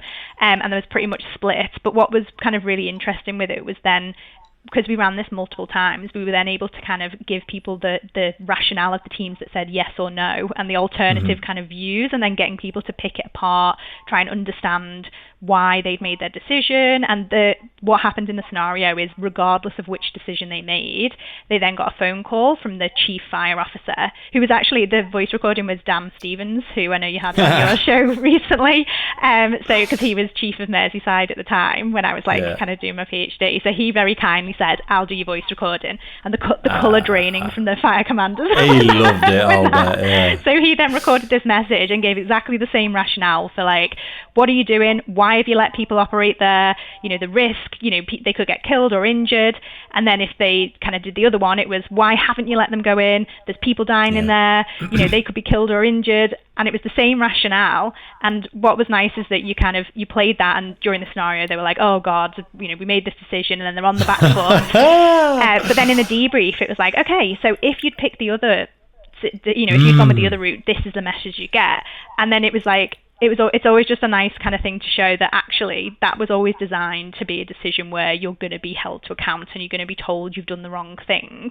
But that's kind of very real world, and it didn't, you've not made a bad decision. You've just made a decision, and whatever you decided to do, we as the evil puppet masters in the scenario control room, we're going to tell you it's gone wrong. But it just gets people thinking about the fact that actually, there wasn't a right or wrong solution to that. It could have gone either way, but as long as you had a strong reason for why you'd made that decision, that's kind of the core kind of training and take home from that kind of exercise. If you're a regular listener to the podcast, then chances are you are big into your own personal development and the development of firefighters around you. So I wanted to remind you of our mobile app Drill Book. This is a free training and development resources made by firefighters for firefighters. Heading on to Drill Book, you will find incident debriefs, radio messages, notes and lines, quick reference guides, quizzes every single day. We've got useful links to the ERG, to Web Rescue, to Jessup, Euro Rescue, 10-second triage, National Operational Guidance, and not to mention our daily quizzes where you will find questions on extrication, casualty handling, breathing apparatus, fire development, water rescue, rope rescue, you name it. It is the go-to resource if you've got a spare 5 minutes on the firehouse to develop yourself and those around you. Not only that, if you're looking to get into the fire service, we've got advice on there on interview questions, interview answers. You can build your own questioning in there. And again, remember, this is built by firefighters for firefighters, so you can add your own drills in there. You can pick the drills that you find the most favorite. There is literally hundreds of training ideas, hundreds of drills in there. Remember, this app is absolutely free and it grows every single day down to the contributions of our thousands and thousands of users. It's freely available on Android, Apple, and you will find it in the links for this podcast. Remember, it's called personal development. The clue's in the name. You've got to work twice as hard on yourself as you do on the job. So always be growing, always be developing. Now let's get back to the show. I think that stuff is so powerful because with so many things in life, I always say there's no solutions, only trade-offs. Do you know what I mean? I'm drinking out of a plastic bottle today because I'm trying to stay hydrated and hydration's good for me. But I'm also drinking out of a plastic bottle that's probably giving me cancer slowly because I don't wash it enough, or the plastic's leaching into the water or whatever it might be. Do you know what I mean? And it often makes me think of the act of not making a decision is a decision in itself. Mm-hmm. And I know we've kind of migrated nicely over into this topic anyway. But this is all around the indecision and decision inertia during crisis, which was your original research for your thesis. Yeah, for my PhD. Right? Yeah, for your PhD. Sorry, yeah. So, in a non-crisis situation, reading straight from it, individuals may opt to defer decisions, effectively avoiding committing to a particular course of action until later. However, in a moment of crisis, this luxury of decision avoidance is simply not an option. You have got a wonderful figure in there, this decision inertia loop. I'm going to steal that. Well, I'm going to credit you, of course, but I will. Well, we're just going to link this anyway, so people can go and have a look at it themselves. But it's really great. I know we've tiptoed around elements of it there, and I apologise if I'm asking you to repeat yourself. No. But could you just take us through some of those aspects of decision inertia, redundant deliberation, and kind of talk us through this loop? Yeah, absolutely. So when I was kind of started my PhD, so I was all like fresh and keen and excited about studying this area, and one of the things that inspired it was that there was lots of public inquiries, so like the Pollock report and kind of some kind of big kind of reports that have come out that have criticised different emergency services for not making decisions fast enough. So that was always a thing that came out in the wash. Why weren't decisions made sooner? What was this reason? Yeah. So that was basically the underpinning kind of rationale for my research, was to try and understand why does this keep happening. And again, similar to the interoperability stuff, I didn't feel like it was because people just didn't want to make a decision, that they just couldn't be bothered. So there's something else going on there. We have a lot now with water rescue. Yeah. So it's probably come across your radar a couple of times, and it's still a very hot topic all over the place. But anyway, I'll not go into that rabbit hole, but operational discretion, as people might understand it in the UK Fire and Rescue Service, just for a framework to people to place this subject under a mental model. That's kind of what we're talking about here, and we see a lot of that occurring in water rescue incidents. Yeah. So the kind of the idea was people aren't making decisions, but why is that? Is it because there's no procedure? Is it that they feel unable to make the decision? Are they concerned about something? So what I did is kind of like any good PhD student, I went to the library and then I started looking at some of the traditional literature on decision making, and this also inspired why I do such applied research working with real people, because a lot of decision making research is on student samples that are given very tightly controlled experiments where something's slightly manipulated. Marshmallow tests and things like that. And it's kind of like, I'm like, okay, that's interesting, but when you've got the real world, like people screaming in your face, is that actually how people make decisions? Because it's not a nice, neat, controlled environment. So the traditional literature on decision making said, well, when decisions are complex and, hard to make, people avoid their decisions. So that's what people do, is they avoid decisions, and they can do this by deferring their choice, so saying, I'm not deciding now, I'll come back to that later. They can do it by engaging with status quo thinking, so they just say, oh well, what's everyone else doing? I'll just go with the status quo. So there's various ways that people avoid making choices. But then when I was looking in kind of emergency context, that luxury of being able to avoid a choice isn't possible. You can't just cognitively disengage with decision processing and say, oh, this is really hard today, I'm going to go home and we'll come back tomorrow and hope the fire's put itself out. Like, that's just not going to work, is it? No. So obviously, psychologically and cognitively, there's something else going on in someone's kind of mind when they're approaching this. They're not avoiding the choice because they know that not only could things go wrong if they make a choice, things are going to go wrong if they don't make a choice, because as I said, there's almost like the emergency is almost this third person in the room, that you've got kind of, the people, civilians maybe, that are being affected, the responders, and then this unpredictable emergency that will change and dictate the course of action. And the role of the first responders is to make decisions to kind of shut that down, basically, and kind of control that emergency. So that was what kind of led to think, okay, well, people aren't making decisions, or certainly aren't making decisions in time. They're not avoiding their choices because they just can't turn around and not go there and not make the decisions. So there's something else going on. And that's where we kind of got to this idea of thinking about decision inertia, which we kind of defined as a process of redundant deliberation over a choice for no gain. So it's kind of like you're stuck between a rock and a hard place. You could make a decision and things are going to go wrong because you have imperfect information. You don't know if it's a risk that's going to play out. So there's all these reasons stopping you from making a decision, but there's also lots of things that are stopping you from avoiding your choice, because you know that if you do nothing, the incident's going to escalate out of control. You know that you're the only reason you're there is because you've got an organizational responsibility to do something to try and stop this emergency or kind of save these people.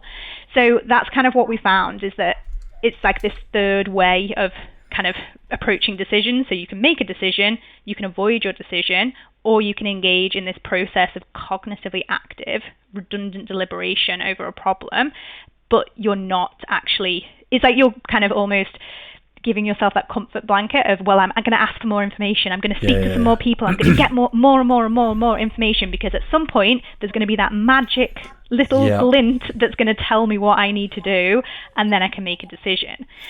I had this conversation the other day with a direct entry student that's coming to the UKFR Rescue. So these are people that are recognised professionals in some capacity already, and they join at a slightly more senior rank than a firefighter. When they join, we're talking about level 2 command and talking about decision making, decision vortexes, decision inertia, and all this sort of stuff. And because they'd historically operated in less dynamic environments, there really was a lean to more questioning, greater level of understanding, speak to a few more people.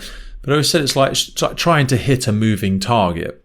Do you know what I mean? You're doing all of the calibrations on your bow, tightening this, checking your wind speed, blah, blah, blah. And then you glance back up and the target's moved. Yeah. 100% certainty is only available in retrospect, in hindsight. Do you know what I mean? Yeah. So that aspect of, I'm going to clip that, by the way, and use that. I'm going to make that into some sort of image quote and quote Power and Allison 2019, because that redundant deliberation over a choice for no gain, isn't that life for so many people? That's just so beautifully articulated. And it's, it's about kind of what we said is it's about breaking that loop. So even just recognizing, a bit like cognitive bias training, where if you're aware that you can make biased decisions, even just having that kind of check to be like, hang on, is this me making this decision or is it my bias speaking? It's the same with decision inertia, to have that recognition of, actually, am I just not making a decision because I'm worried about the negative consequences and thinking about what will go wrong? Is that what's motivating my indecision? And we kind of, one of the things that we say is, like, in emergencies, sometimes it's better to act and then react to any consequences of that choice than to fail to act at all. Because if you fail to act, that emergency has the potential to escalate even more. That moving target is going to change even further. All that information you've just been trying to get is now irrelevant because the situation has changed. So you're just constantly kind of chasing your tail, trying to make this optimal best decision. And actually, if you change the way you think about your decisions, if you think that you're going to just satisfice to kind of what is the minimum acceptable action I can take, does it meet my very minimum requirements? It's not going to save everybody. It's not going to mean that this building will exist at the end of the day, but is it going to just at least allow me to take some action, to make some positive steps? Thinking about decisions in that way, and kind of thinking about, your 7 out of 10 option rather than your 10 out of 10 option, going for that 7 out of 10 option that's good enough, it's acceptable. That is a way to kind of approach problems. And naturally, lots of people, I'm a massive maximizer. I'm constantly going for 10 out of 10 because that's just the way I am. And like, I always, when I've talked about this with people, I've always used a comparison between me and my brother. So my brother is a couple of years 2 years younger than me, and his teacher always used to call him 7 out of 10 boy whenever he had like his parents' evenings, because they were like, he could do 10 out of 10, but he knows he just doesn't want to put that effort in. He will kind of satisfy 7 out of 10. He knows that that's good enough that nobody can complain, because it's a good score, going to do well. He knows he doesn't have to waste effort. It's quite sensible. Someone said to me the other day, and they said it about operational tactics in the fire service. So we're talking about fire behaviour. And John McDonough, I'll quote him. So he said, we raise to a level of mediocrity that avoids further scrutiny. Yeah. And I went, God, isn't that fantastic? You're not fantastic, but I'm like, so well put. Yeah. Because that's what a lot, like you say, your brother perhaps did as a student.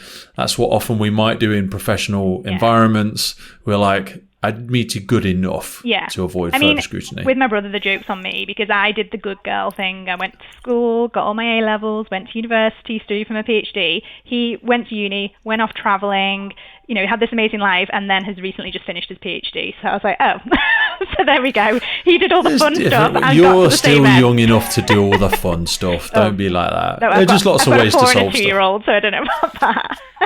I've got 3 children, but they'll be growing up too one day. I say my youngest is now 11, nearly 12. So I'm just tiptoeing into that next level of freedom. Yeah. Travel and things and stuff.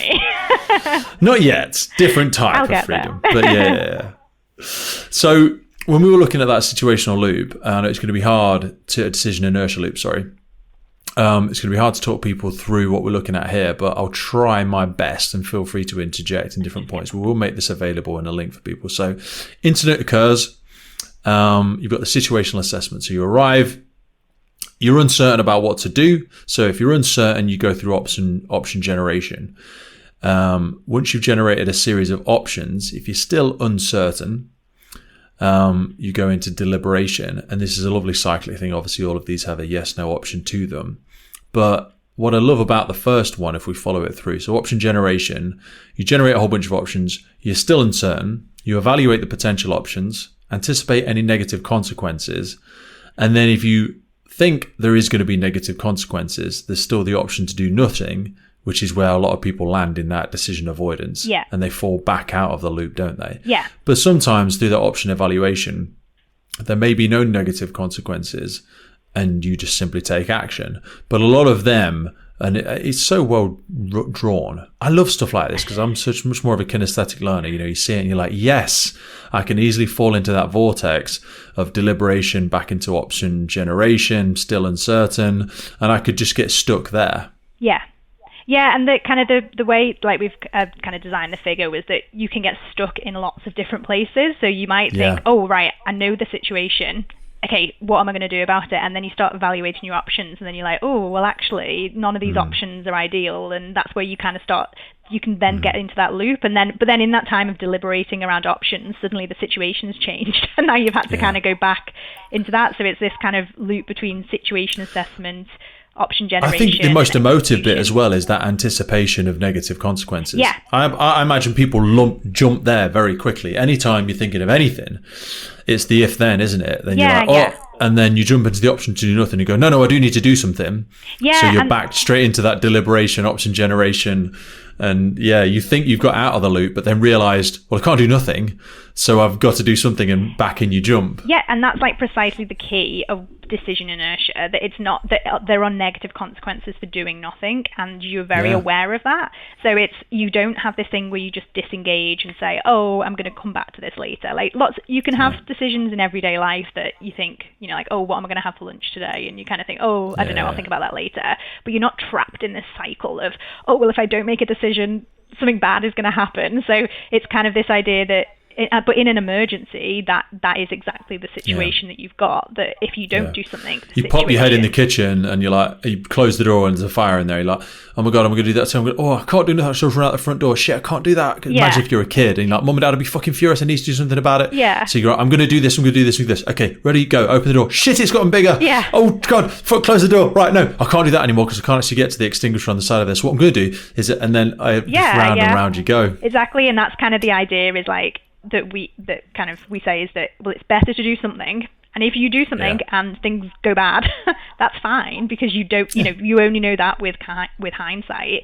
But if you've done something, then you can react to the next decision. It's better to kind of be active, obviously balanced with, you don't want to make reckless decisions but as long as you know why you've made that decision, you've got that rationale, and that's kind of take confidence and kind of feel confident, because if you understand why you're making that decision, you don't know what the consequences are going to be. None of us know that. It's only in the future that we know what the consequences are, but have a strong rationale and understanding for why you're engaging in that behaviour, and at least that gets you to act and to actually try and do something to try and kind of mitigate the negative consequences of the emergency.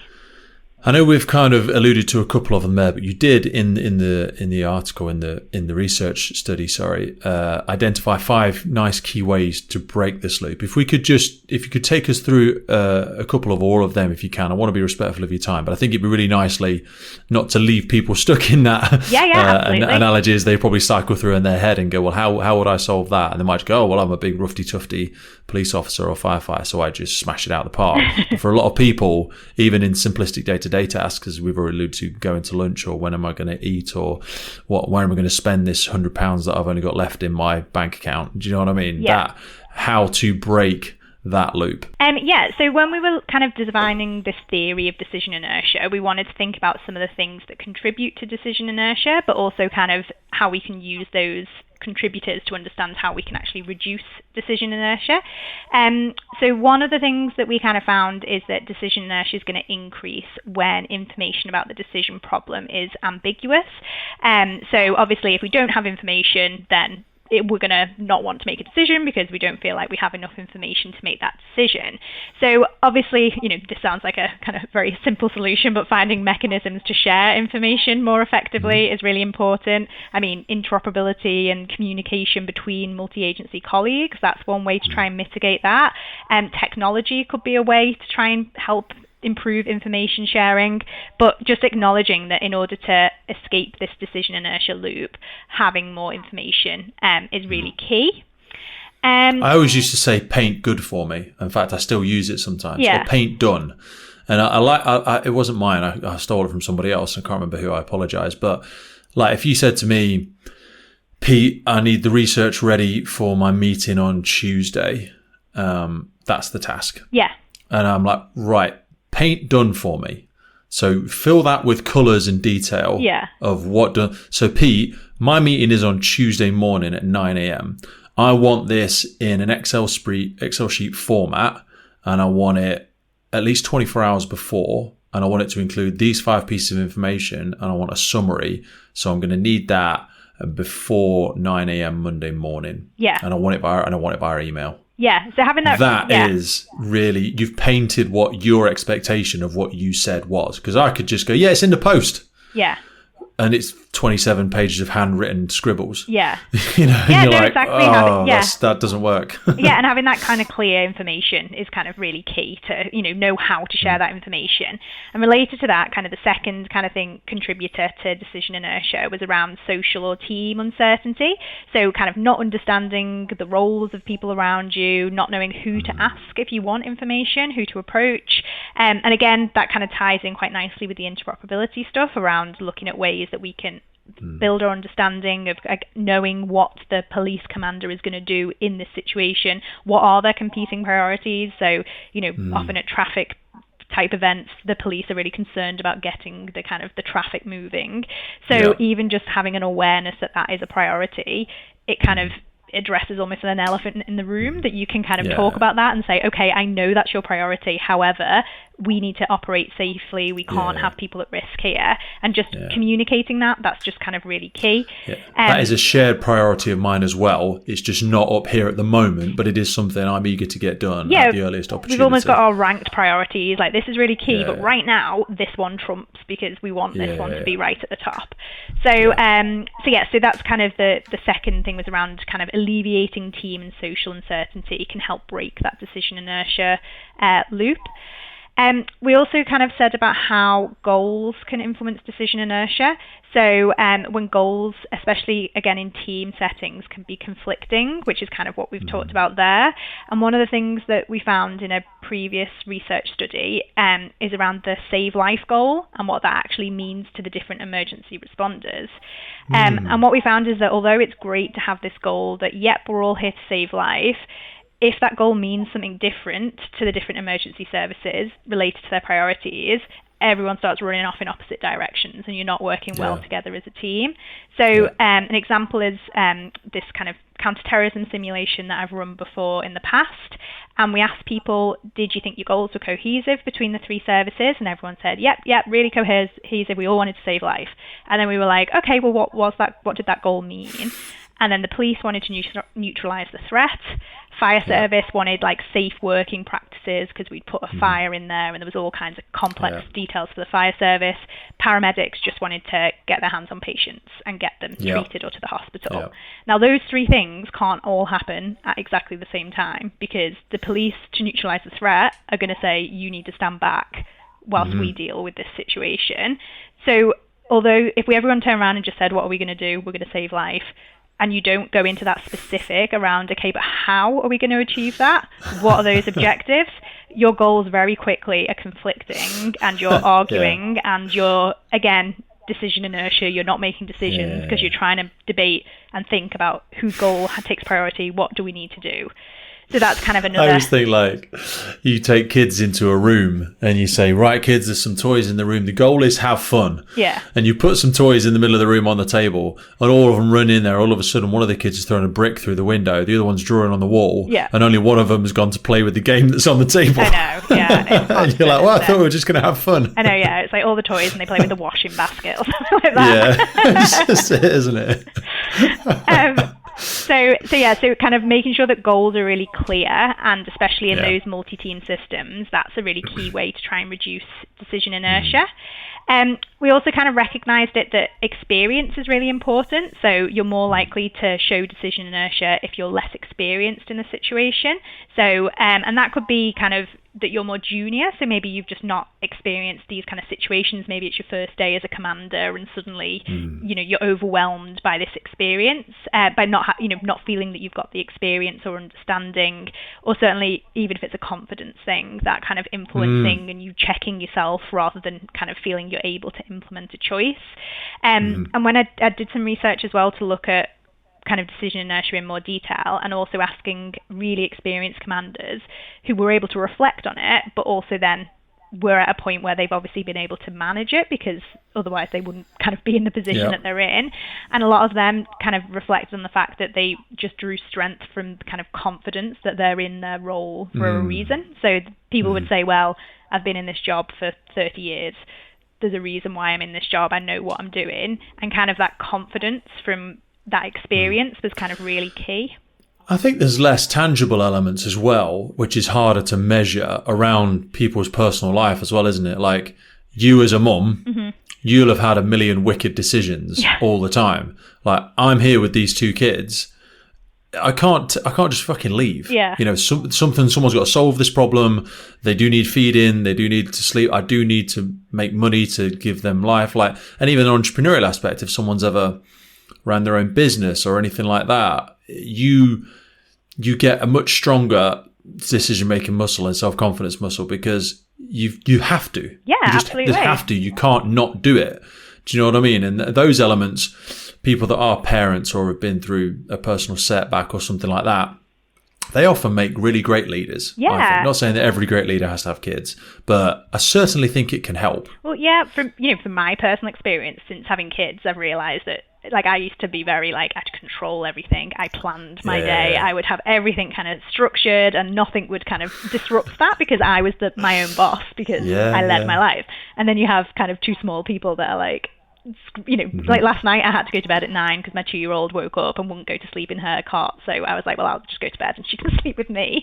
So it's like, I can't even pick my own bedtime anymore. I just have to be led by this 2-year-old that's the tyrant. So, but it's kind of I always think of now, it sounds horrible, but like, and of course I would say this, we're both speaking in an echo chamber, but like, people without kids, I think it's low stakes life, which sounds horrible, or like life on easy mode. Not that their life is easy. Their life is probably very equally hard. And the worst thing that's ever happened to you is the worst thing that's ever happened to you, whether you've got kids, not got kids, whatever. But every thought you have, the echo of that thought is, what about the kids? Yeah. You know what I mean? Like, I'm doing a podcast today. What are the kids doing? Where are they? Are they at school? Are they sorted? Are they with someone? Do you know what I mean? It's an echo of every thought. Yeah. And if your life completely explodes, there's a consequence to that. There's more stakes involved in this. Yeah, and I think it's probably just more broadly about having any kind of caring responsibilities, whether that's like a pet, an animal, whether it's an elderly relative, whether it's a neighbour. 100%. But if you've got that other person that is relying on you, I think that, and often for a lot of people that might change when they have children, because previous to that they maybe weren't having anyone relying on you. But, you often get people in the middle, like I've got my gran is 95 and she's got Alzheimer's. So, and I'm a very kind of like northern family that me, my mum, my auntie and my gran live within a mile of each other.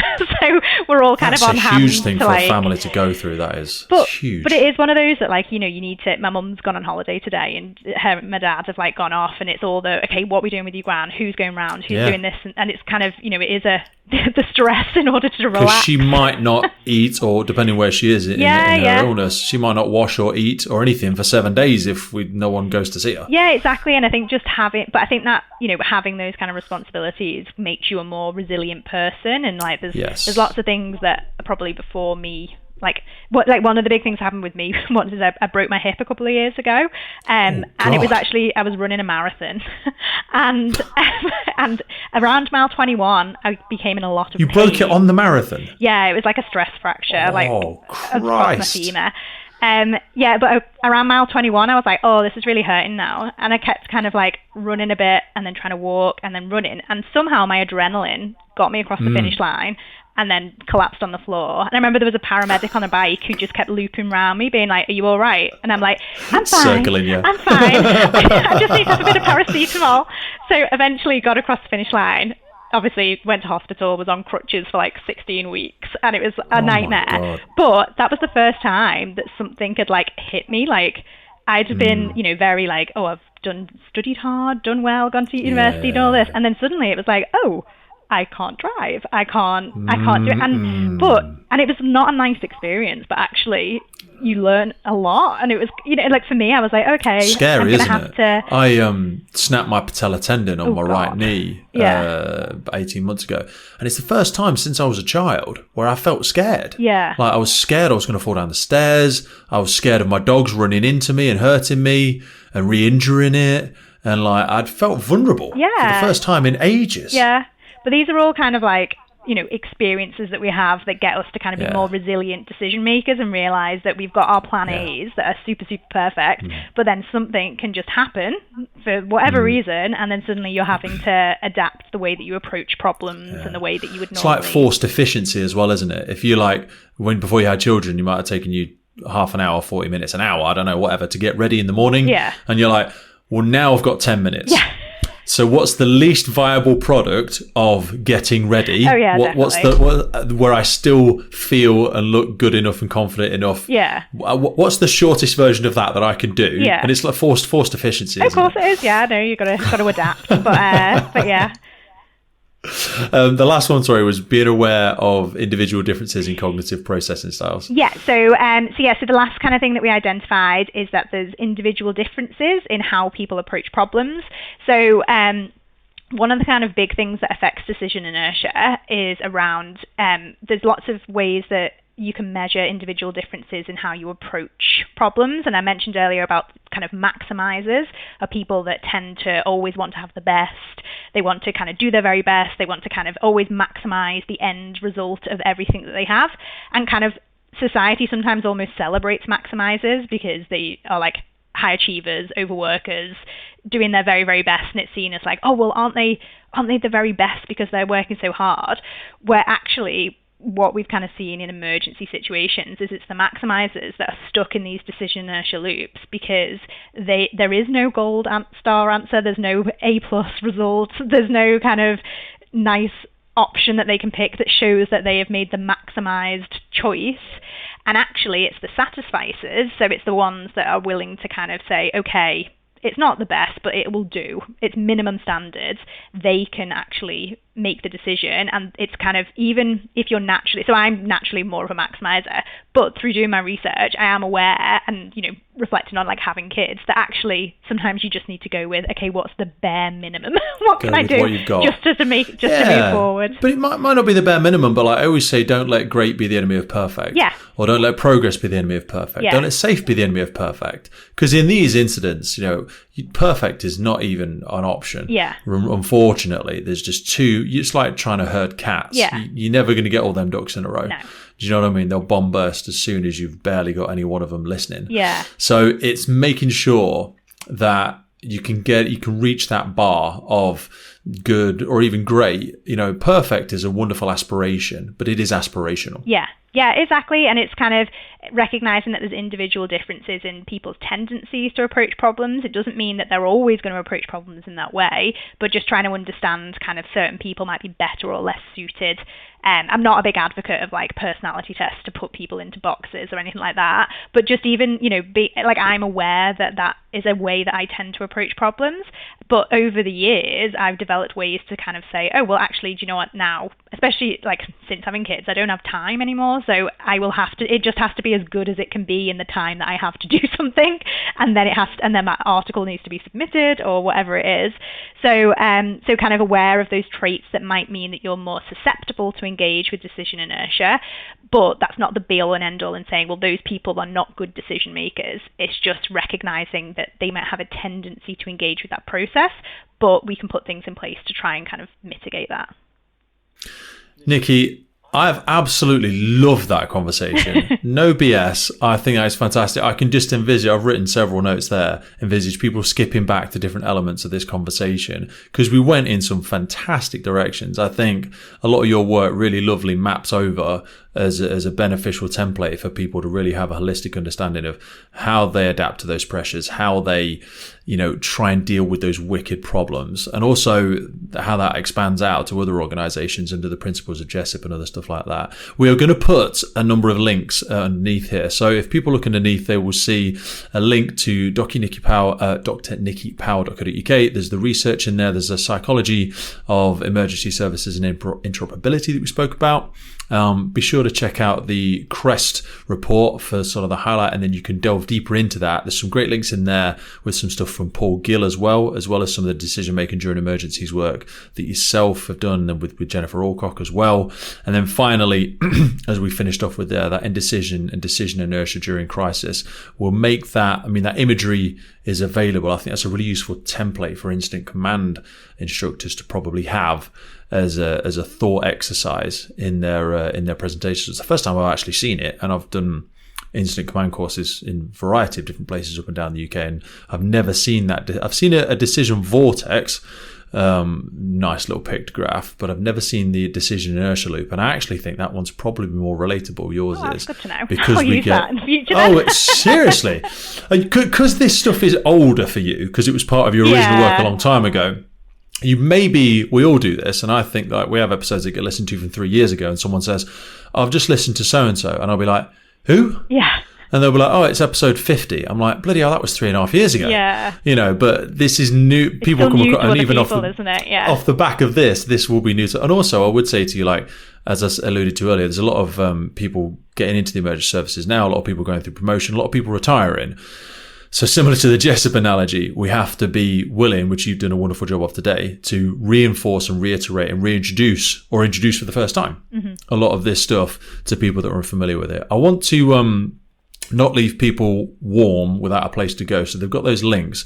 Would it be appropriate to put your LinkedIn? Would that be the best place for people to go if we put a link to your LinkedIn? Yeah, absolutely. And obviously I do lots of research in this area, and we're always up for willing participants to take part in our research. So look, we have an email list that we never really use because we don't want to spam people, and we were never going to use it just to release new episodes because I think people would delete it very quickly. So we never really use it. We used it to support a CPD event recently that sold out in like a blink of an eye. So if, in all seriousness, and I've said it on the podcast, so I'll definitely do it. If you do want us to put anything out to ask for interest or just people to submit on a questionnaire or anything like that, always feel free to reach out. Always amazing, happy to support. Yeah. No, it's fine. It's the accessing, that's the kind of thing, is we've got people, we just want to get a broader audience so we get a good, because we want to make sure our research is actually reflective of the broad emergency services community and not just a group of people that tend to follow me and want to take part in the research. So it's really important that like we're always looking for new ways to kind of advertise research in different kind of ways. So that'd be great. Nikki, thank you so much for your conversation today. I really, really enjoyed our time together. Thank you for all the logistics I'm sure you had to sort out with family and personal commitments to be able to join me for 2 and something hours. But please send love to all the family, and I'll speak to you soon. Oh, thank you, Pete. The Firefighters podcast was created to recognize, acknowledge, inspire, and hopefully even motivate these incredible individuals who have chosen to be part of the first responder community. Our driving purpose is to create a legacy resource for the current and future generations of firefighters and first responders. We get some incredible feedback from listeners and guests, and as the podcast grows, our desire to create longevity and sustainability means that we are asking for the support of our listeners. If you want to support the podcast, if you want to get discounts to our merchandise, hoodies, clothing, coins, patches, tallies, and also access to all of the incredible documents get shared with us from our podcast guests and sector leaders, then please head over to our Patreon page, and for just £3 a month, you can support the future of the podcast. Please finally hit that follow, subscribe, or rate button on the platform you're listening, and wherever you are in the world, please support your emergency services responders, and thank you for listening.